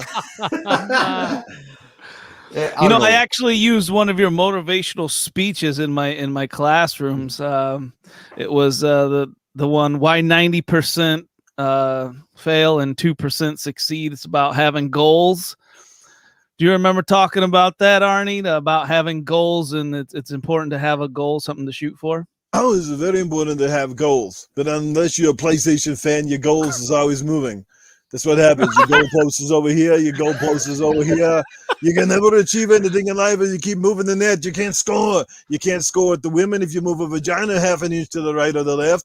So stop it. Stop doing it. Keep a solid goal. Make sure you go for it. Do it. I knew exactly where you were going with that immediately. That was awesome. All right. I think we're good on the questions, guys. What? Oh, I didn't get to ask a question. Go ahead, Axel. Go ahead. Right. Hey, Arnold, why do you think nobody can remember Kate Yeager's name when she does the presenting? Because she's not really like smoking hot, like some of the other girls they had. She's not Jessica Chobot. She's not she's not the what's her name, Alana. You know what I mean? Like, she's up there, and you just like she kind of looks like a sister, and nobody really wants to listen to the sister. They want to look at a really smug and hot girl, because even if she doesn't say anything important, you're still like a little bit horny, and then you're just like, this is great. I haven't heard a damn word she said, but the tits look really good when she said it. And for me personally, she has like the worst hairstyle for me personally. I liked that. I hate curly hair for one, and it's like half of her head is curly and the other half is shaved. And to me, she does not pull it off. I liked it. You know the hair I didn't like was the woman who was interviewing the guys for Forza Horizon 5 with that fucking yellow canary hair. That was no, I like her too. Oh my gosh. That hair was awful. We're going to go out there. We're going to be dating girls. They're going to shave half of the bush. One side is hairy, the other side is clean. And then you got to pick and choose sides. It's like black versus white. 1 versus 2. You got to pick a side. What are you going to do? Tattoo one side of your pussy lips? What are you going to do there? Fantastic. All right. Awesome. All right. Yes. Stop it, Smite. LOL, she is sexy. Oh, crap. All right, guys. Well, that's enough for Arnold. He is out. He'll be back again next week. Let's get over to our next topic before we bring in Tony Balogna, as Titan Drago's Corner is coming up soon, but we're going to kind of combine them both tonight. It's going to be Tony Balogna, and then we're going to do Drago's Corner sort of at the same time. So, Tony doesn't have to go back and forth and all that stuff. So, but let's talk about Psychonauts 2. I mean, I think it's definitely worth bringing up, considering it's getting rave reviews. Seeing lots of love for it. A lot of people going back and rediscovering the first game. It's about, this game is very unique. Like I said, it's about being inside of people's minds and the kind of conundrums they create. Raz is back at it, continuing off from the first game. It's just looking phenomenal. It's getting great reviews. Control is good. Very unique level design. Obviously quirky, corny stories and stuff. I don't know. But anyway, it's already getting a little bit of that potential game of the year nod, so to speak. And it is so far on Metacritic, it is up there pretty high. One of the, highest Metacritic sort of games coming out of the Xbox Game Studio camp in a while. Yes, this game is also on PlayStation, which is awesome. Everybody's going to get a chance to play it. However, on Xbox, you can play it for the entry level of Game Pass. But I'm excited for it. I've got it downloaded. I'm probably going to play it for an hour or two after I get off of this podcast. How do you guys feel about it? And is it finally time that, a game other than perhaps Forza or Gears or Halo is getting a little notoriety here, guys? And who wants to take the vote on this one? Maybe Mag should, so we can get ready. Mag, Axel? No. Mag, you go first, because you got to get ready. So yeah, sure. I'm super excited for it, and the thing is, I'm really looking forward to like that single player platform game that looks really well polished. I'm glad they took the extra time, because remember he announced that like 3 years ago in E3 when they during the E3 show, when they were actually Tim Schafer came out and they acquired Double Fine, right? And he showed a trailer all the way back then. And so I think that they took the extra time, obviously the extra budget, because Microsoft's going to give them whatever they need money-wise. So they really polished it up. It looks fantastic. The subject matter, very interesting. So it's not just going to be like, okay, guy bounces on turtles and that's it, and then saves the princess and she doesn't want to have anything to do with him. This actually has like a story behind it, like a solid story. And it deals with mental health. It deals with people's emotions. It deals with all kinds of crazy stuff that only someone like Tim Schafer could come up with, right? Mm-hmm. And but at the end of the day, though, it's still going to be a fun, somewhat challenging platform game. And it's going to be a gorgeous, fun platform game. And I think it's wonderful. And now, from what I am understanding, is that a lot of people, now just to give an example, Ratchet and Clank, as it stands, is one of my favorite, at least for the last like 10 years, I would say, would be like one of my favorite platformers out there. If you can actually call it a platformer, I guess you could, right? And Ratchet and Clank is always my go-to. And I platinum them all. Every single one that comes out, I get a platinum on them. I love them. However, I know people who've played both, and they're saying that this is better. They're saying that this is better, not just because it looks pretty or whatever. Because, at the end of the day, Ratchet and Clank probably does look prettier, right? But the thing is, they're saying it's the... What's that? It's the art style. It's not necessarily that one is... I mean, it's, yes, right, Ratchet yeah, Clank, they went... but it's the art style. One's got a very... a very CGI art style, and the other one has a very Picasso-esque, and that's sticking with the truth of the first game, right? But if you look at the graphics, because you can see they're night and day above like its predecessor. Of course, yeah. And so so it's a different feel, but they said that the thing is it's not about any of that. It's actually about the substance of the game.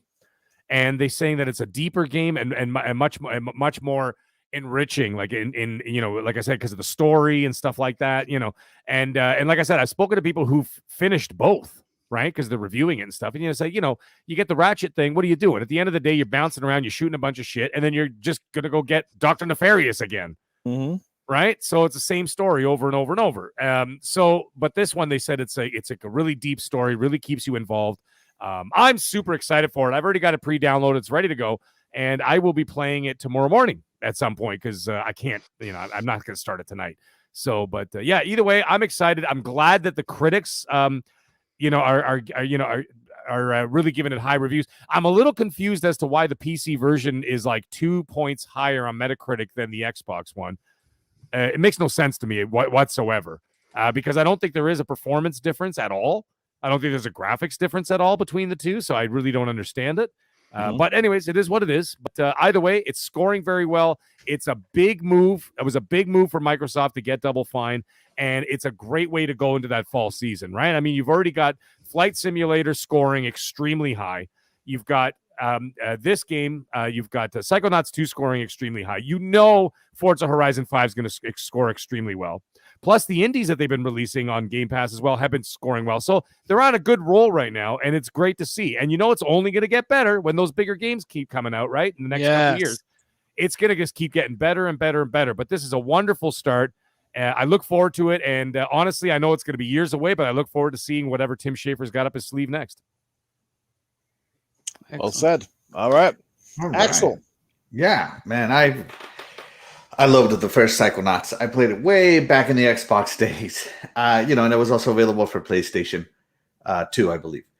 And it is a fantastic game. And there's a reason why this game got a cult following. And from some of the reviews I've read and seen, the 2000s level gameplays there, although it's much more finessed, the worlds are super creative. Everything is kind of combined. Like you get to meet Raz's family. And the fact that the story is deeper and it picks up basically, I don't know, like a week later after Psychonauts 2, even though it's been like 16 years. It picks up a week after the original Psychonauts. And I'm just super excited for this game. And I'm so glad that, Xbox got Tim Schafer because he is one of the funniest guys. Like the level of creativity he has is through the roof. I know that Double Fine is going to be one of the best studios to ever be acquired now that they don't have to worry about budgets. Psychonauts 2, I think, is it was crowdfunded. I believe they raised something like $3 million for it, a little over $3 million through Kickstarter. Mm-hmm. And Microsoft was like, oh, $3 million, that's not enough. You're now representing the Xbox brand. Here's a couple of mil more. Make this game even better.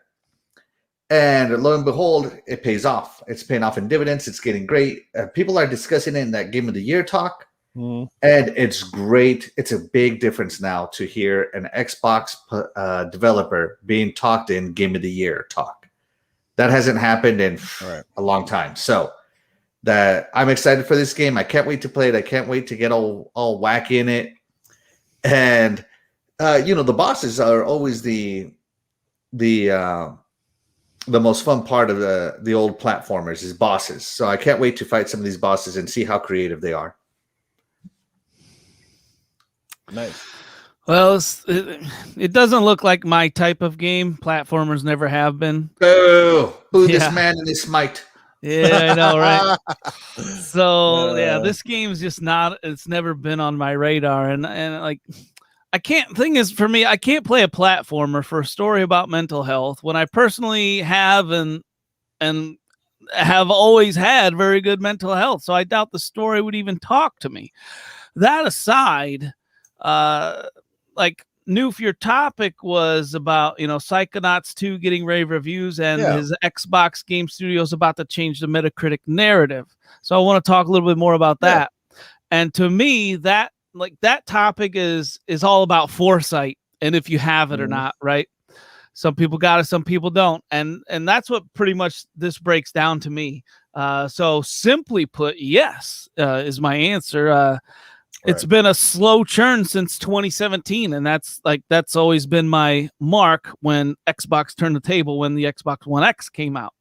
And since then, it's been like, all, been, all Xbox with sprinkles of PlayStation here and there, but mostly good news, positive news about Xbox and how Xbox has, made it, they pretty much made it a mission to squash every negative narrative out there. Yeah. And I wouldn't have been so excited and I wouldn't have defended Xbox over these years if I didn't see this happening, if I didn't see the steady incline of just the games and all their and their roadmap and that what they've been talking about these last 3 years. And it's finally starting to come to fruition with, like you guys said, like the flight sim and just these people coming up with all these ridiculous narratives like, oh, that game's not a game, and like they're just so ridiculous at this point that it doesn't even matter and the people are just getting laughed off.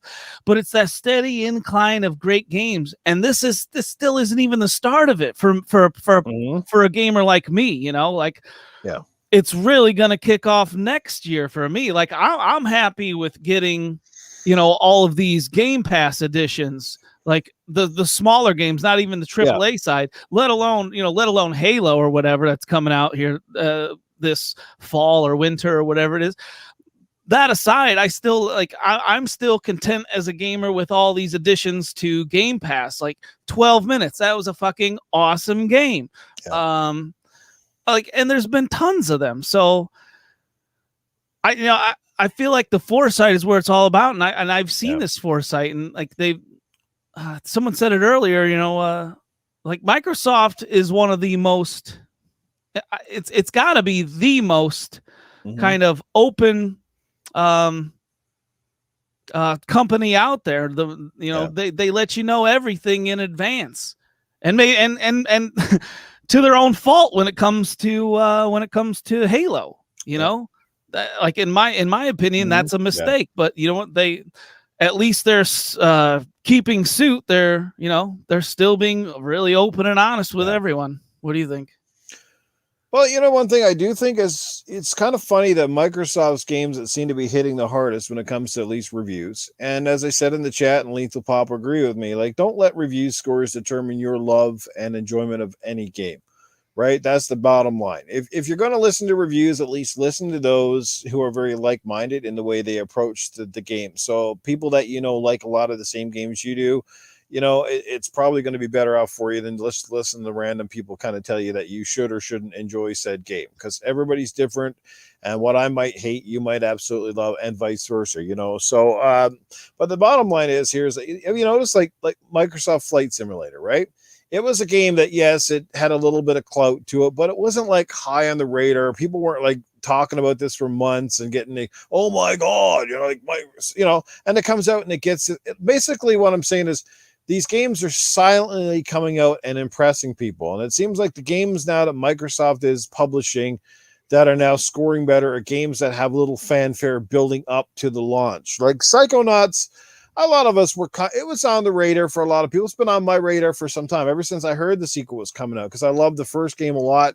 And I was like, man, it's cool that the second game is coming. And I went through a lot of hell and delays, because again, it started as like a crowdfunder or whatever you call it. And all that sort of stuff. So it's been a long road for that team, and to get that game off the ground and to where it is today. And of course, the extra development time, the extra resources that Microsoft was able to help Double Fine with obviously paid dividends here as well. Probably made the game a lot bigger in scope and scale than perhaps they originally had envisioned, and certainly probably got a lot more, tweaking and stuff like that as well. I can only imagine, right? But it's just funny, like Psychonauts doesn't come with the same expectations as Halo, or doesn't come with the same expectations as Gears, right? True. And those games they find every reason to trash those games.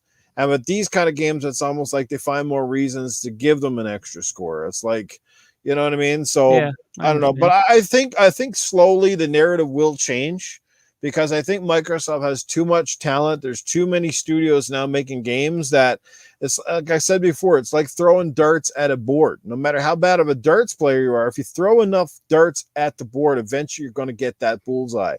And they're going to get some bullseyes here, whether they're expected bullseyes or they're ones that just go off track and they land right in there. Because obviously, like a team like the Initiative, they've got a massive undertaking. They have a lot of expectations, and we don't even really know much about them. Well, when they're doing Perfect Dark, right? But we don't know much more than that other than that little teaser trailer.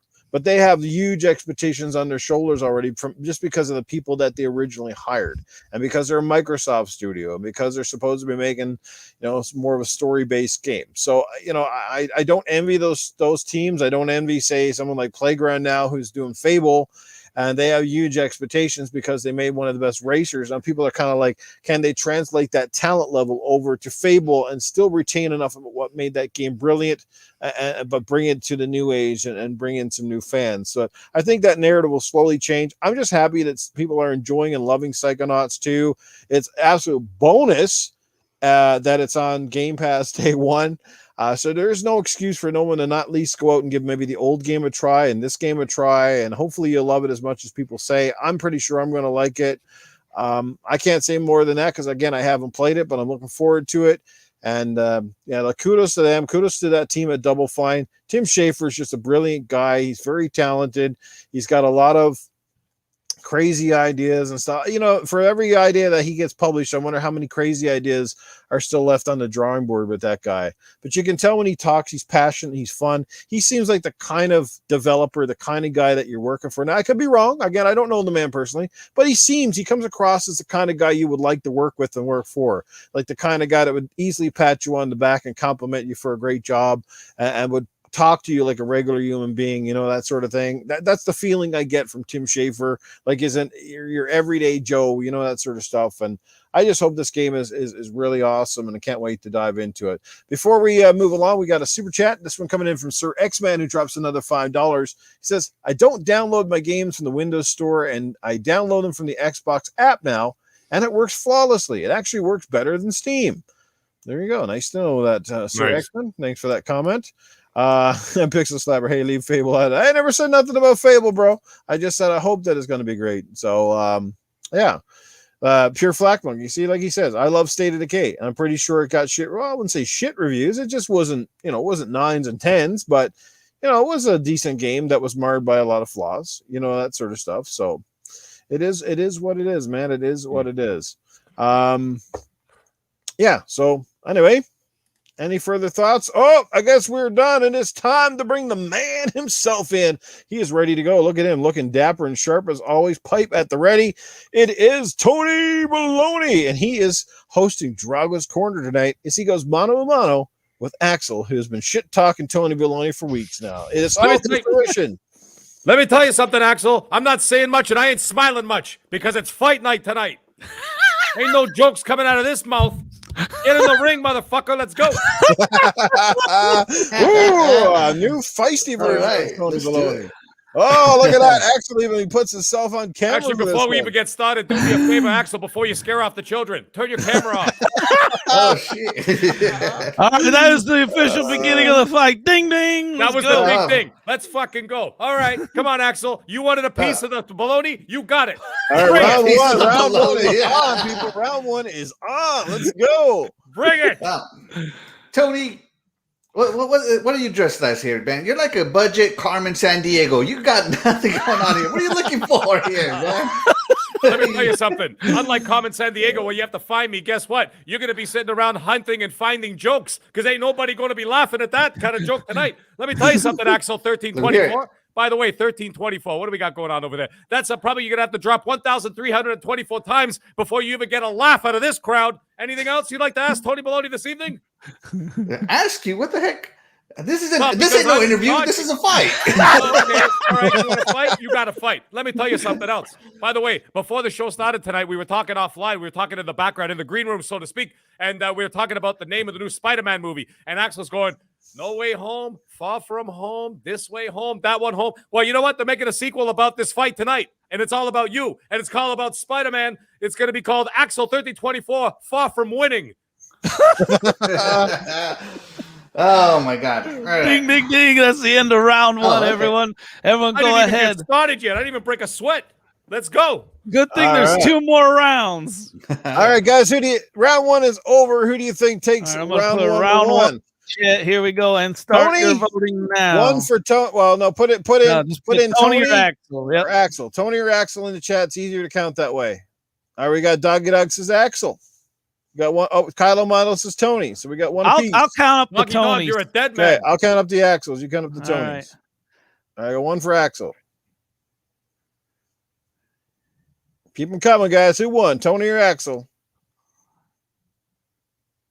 1, 2. Lethal Papa, OMG does not count. It's pretty even. Although I see I more got Tony. 8. Oh, here comes some more. I got Axel. 8 so far. 8 for Tony, 9 for Tony. I got 7 for Axel. Uh-oh. 10 seconds. Toyota. That counts as a Tony. Just saying. Just saying. Oh, All right, Yeah, we'll it's end it Tony. there. I Yeah. got 9 for Tony. yeah. Actually, that's more like 12, you scumbag. Can't you count? Aren't you a fucking teacher? Maybe you should get in the ring and help I got out. eight- counting Toyota. I got 8 for Axel. Okay, so it looks like Tony's gonna take round one. Look at that. Good. All right, Boy, Axel. Tony swinging. gets round All right, 1. That Axel. was very Yeah. good. It's all right. It's all right. I got it. I'm coming back for round 2. All right, round 2, Right, Tony. yeah. You can have the first shot this time. Round 2, ding ding. Oh, you want me to have the first shot? Yeah, I you thought can he take had- the first shot. Okay. All right. Okay, let's see how this goes. Let me tell you something, Axel. Don't think I didn't look into your back history because that's what scumbags like Tony Balogna does. I understand that you graduated from the same college as Bonnie Ross. Well, let me tell you something. That makes a hell of a lot of sense to me because it seems like between you and her, either one of you can't even finish the fucking job. Let me tell That you was something weak. else, by the way. Earlier, we were talking about that independent game. What was it called? Oh, 12 minutes. Yeah, we were talking about 12 minutes. You know what? Actually, Axel's going to be releasing a game coming out very soon. It's an own indie game. It's about his sex life. It's called 1 Minute. Tony, you're getting a little too personal. Not. Well, hey, It's all right, Tony. You know what? Tony, you're so skinny. You look like Mr. Clean Skeleton. All right? that's good. With the fedora on, you look like Indiana Bones. Okay. All right. You're so middle-aged, Tony, that your face has a dad bod. Okay? That's a good one. You know? All right. Hey, Axel, how about this one? Axel, I understand you were in the military. Between you and was. Titan, that gives a new definition of military intelligence. It's unbelievable. Maybe you and Titan should be in the Psychonauts 2 division. Jesus Christ, what the hell are they doing down there? I thought they did mental health checks. The only mental health check we get is, can we kill somebody? Watch yourself, Tony. You see what you're walking up the wrong tree. Let me tell you something, Axel. There's one last thing I was going to say before this round ends. Okay? You were talking about Crusaders 3 earlier. You're talking about eating the Pope. Okay, let me tell you something. Makes a lot of sense to me. I can see Axel getting excited by putting that big penis-shaped hat in his mouth. Yeah.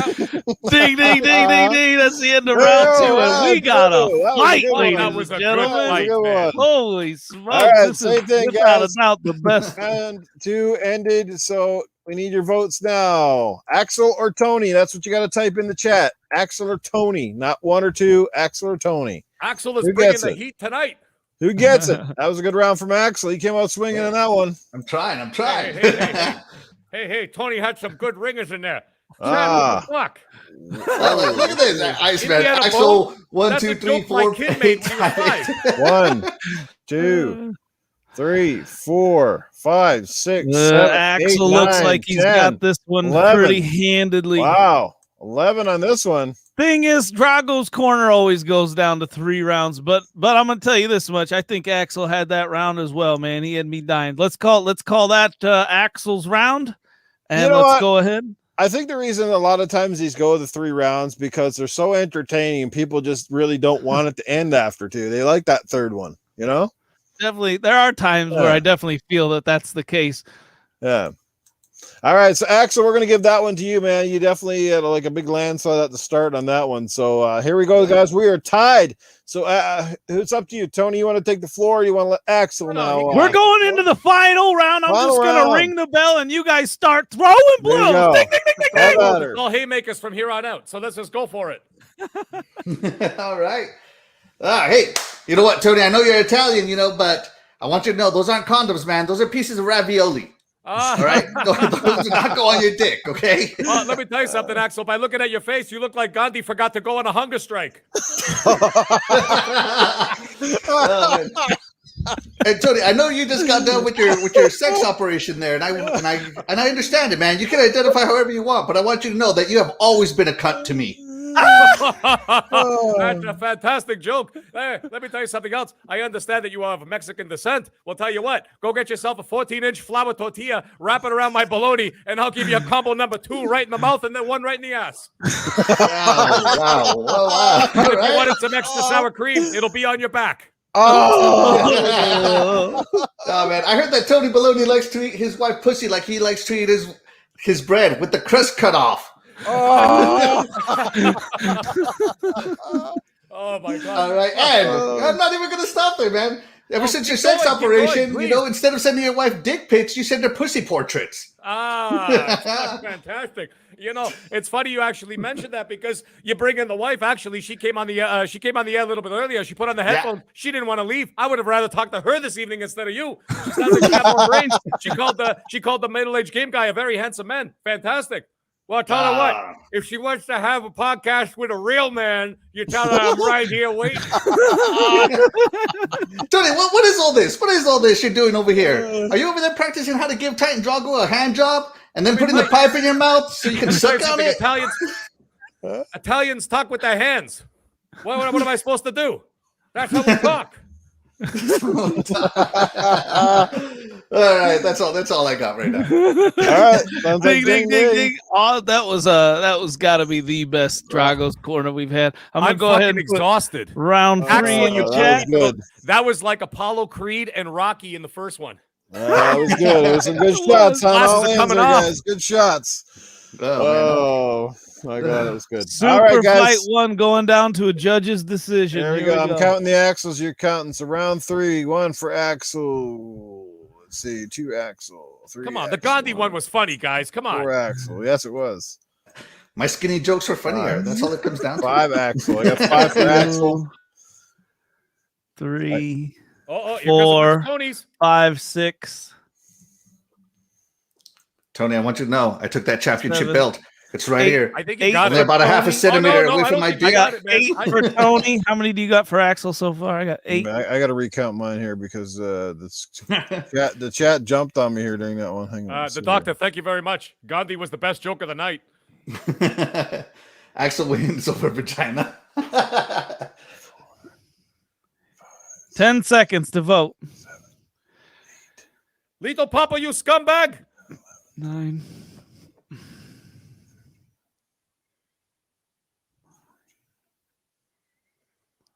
All right, I got 15 here so far. I got 9. That was good, Tony. That was fun. Oh, I think they're giving it. I don't know. It looks like it's Axel. I got about 15 votes for Axel. Woo! I got your first L ever. Suck it. Wow. Oh, you made him take off his hat and everything. Look at that. Your first L ever. Suck it. That's right. It's funny, actually. People are still voting. They're still going, Axel, Tony, Axel, Tony, Axel, Tony. Rematch. Rematch. Yes, we're going to have to set a rematch up in the future. That was fantastic. Hold on. Let me put my mic back up. That was great. I have to admit, yes, that the Gandhi joke was really hilarious. That Dude, there were a lot of really good ones. With that one.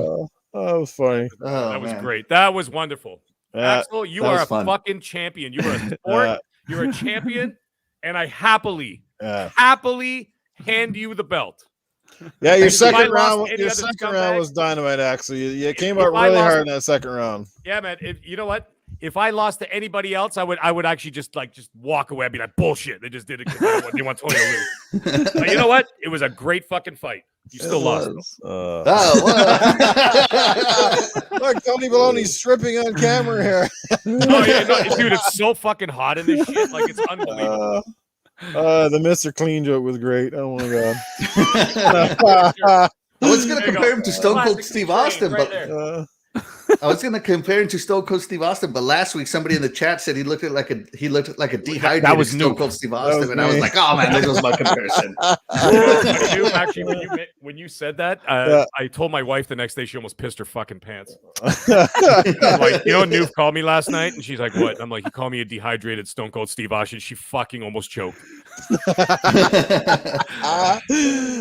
So waiting on that new video there, Mag. I had to put it on hold. Cousin, is it? I had to put it on hold right now. I've got 2 videos coming. They're fucking going to be hilarious.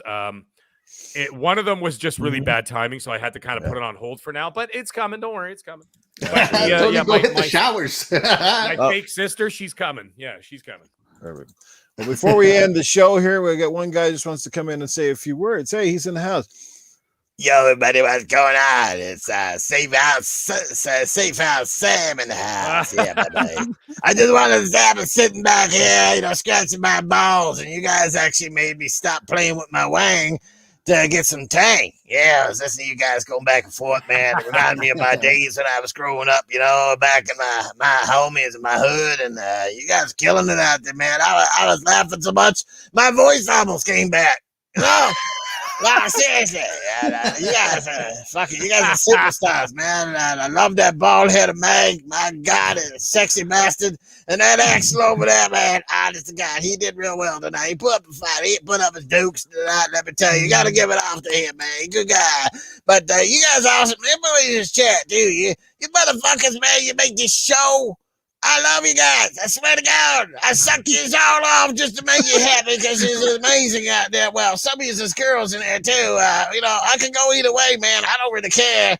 That's the way society is these days. I go in, I go out, I go up, I go down. It don't matter. You just let me know where you want me, baby. It's Safe House Sam. I'm signing out. You guys have a good night, y'all. You lost me at I'm going to suck you all off, but I'm like, oh my God. As I put my head on the mic and I'm like, oh God, please no. Shit. Thank you, Lethal Papa, for, by the way, he's just telling everybody to hit that like button on their way out. So. All right. You guys are phenomenal. Chat was dynamite again tonight. Lots of, lots of interaction. Did I miss a super chat or? No, one just came in. One just came in. Okay, I saw something. Dr. Felcher, fuck off. Oh, damn, I should have pulled the Felcher though. Dr. Felcher. Tony Blow Me Lodi. You are 8 for you monthly. Nurse Enema said bring your own straws. She has lost the communal one. I go to bed right after this show, and I'm not gonna be able to sleep now. I'm going to be staring at the ceiling, picturing people felching with a straw. Thank you, Dr. Felcher. There you go. Dr. Felcher. We got a new character in the house. Dr. What a Felcher. great fucking name. Only on this show can you get someone sending in a super chat called Dr. Felcher. Literally the only show on YouTube. Kylo Milo, yes, this is Tony's first loss. It is welcome. Tony's first loss, yes. Iceman said I missed a super chat. Now, Iceman, you did one earlier at $5. I'm pretty sure I read it out, unless you dropped another one. Is that correct? Did I miss one here, guys? I'm scrolling back like a motherfucker. Oh, it says, yeah, I got one. Iceman drops $1.99. Sorry, Tony, I'm here for Titan Smite Water. There you go. Thanks for picking up the slack there. Awesome. All the Smite Water you need, man. That must have come in the middle of the fight. ACS Husk, I puked in my mouth a little. Yeah, but Husk, that's because you're on your 18th beer. It's got nothing to do with belching. Yeah. He puked in his mouth and he's going to the bathroom too much. Actually, oh my God. That 2 Girls, 1 Cup. Now that you're puking, you could spit that into someone else's mouth. Ooh. Wow. There you go, Axel. I thought eating the Pope was the worst thing that was going to get said today. Not even close. Oh, man. Well, anyway, guys, we're going to let everybody get out of here. It's getting late. It's amazing chat, amazing show. Let's start with our fantastic guest, Axel1324. It was a pleasure having you on. Great battle in Dragos Corner. Congrats on your first attempt and first win going up against the champ. So good stuff. Where can people catch up with you, your podcast, and all that good stuff? Yeah, so you can find me here on YouTube and on Twitch, Axel1324 Gaming. You can find me on Twitter and on Xbox, just plain old Axel1324. And I will be dropping more videos soon. I'm just restructuring my content a bit. And I don't know when that will be. Maybe next week. All right. But thank you so much. And chat, as always, you guys are the real MVP. And Mag, Tony Balogna, thanks so much, man. I know I've been hounding you for 2 months. Just little snippets here and there. Great I was sport. really hoping for this. Great sport, great fun. I had to call you out last week because I'm like, fuck it, get on the show right now. It was just awesome. But yeah, so hey Meg, you got a request coming in via super chat. DJ Bruto Das, $5 before we end. Let me hear the Animal Crossing sound, Meg. Fuck. Okay, well let's do it. Now you get to see the stupid face on camera while I'm doing it. Definitely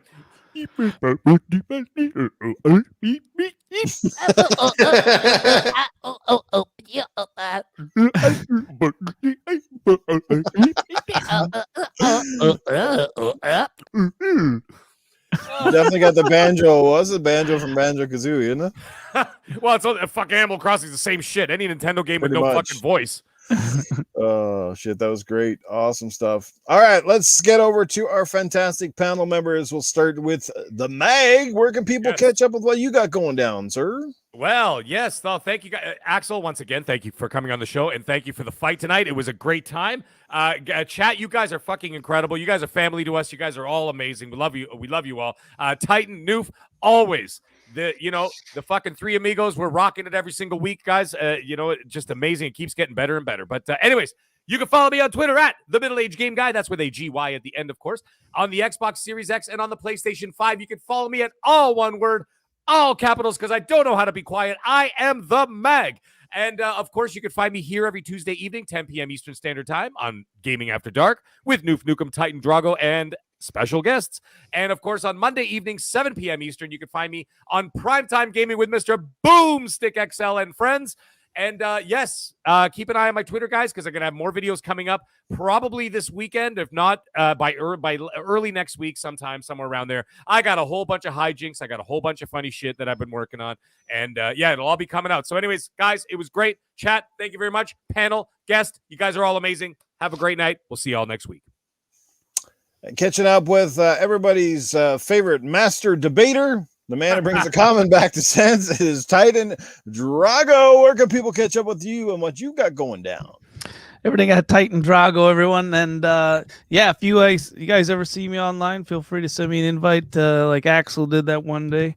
I don't always catch them because I'm always playing. I'm always on my Xbox, and I'm talking to my boys, and I come back. So if I don't if I don't see your invite or whatever, don't, just send me another one or whatever if I don't answer, because I'm always back and forth from my Xbox.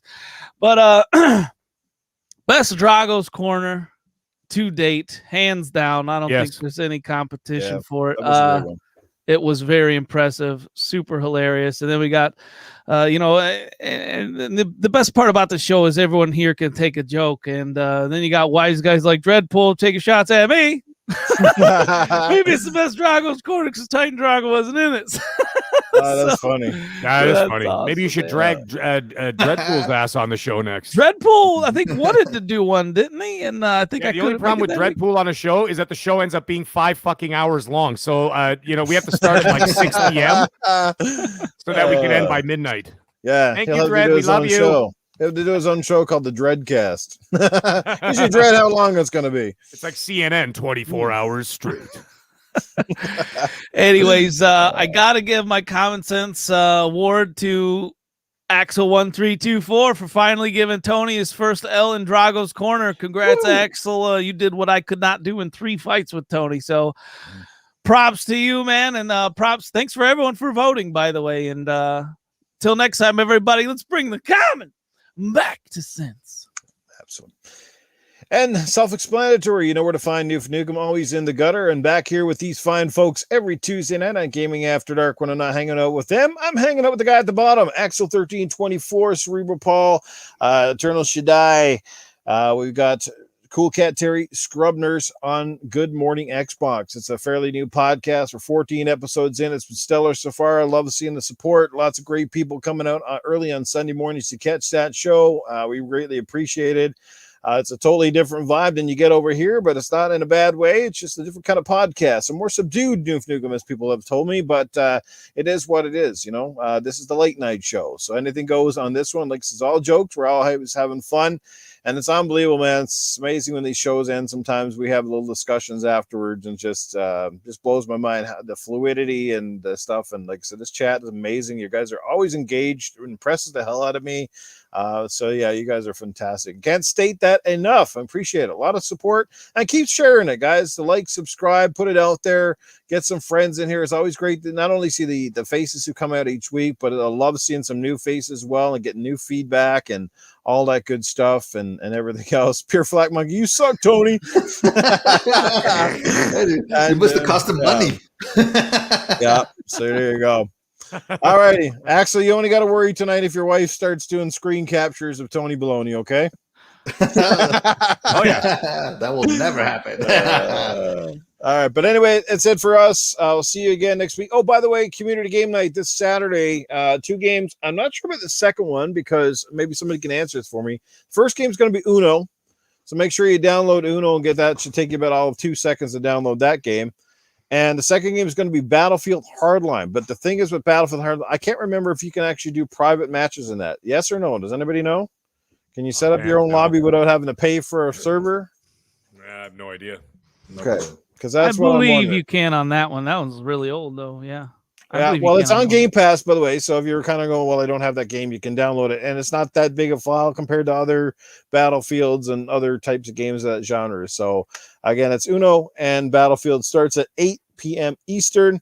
That's 6 p.m. Mountain Time. Look forward to seeing you guys there. If by any means the Battlefield doesn't work or like it doesn't have a mode, I'll switch to another game. So stay tuned on social media and I'll keep you posted. But anyway, everybody have a great night. We'll see you again next Tuesday. Take care, everybody. Laters.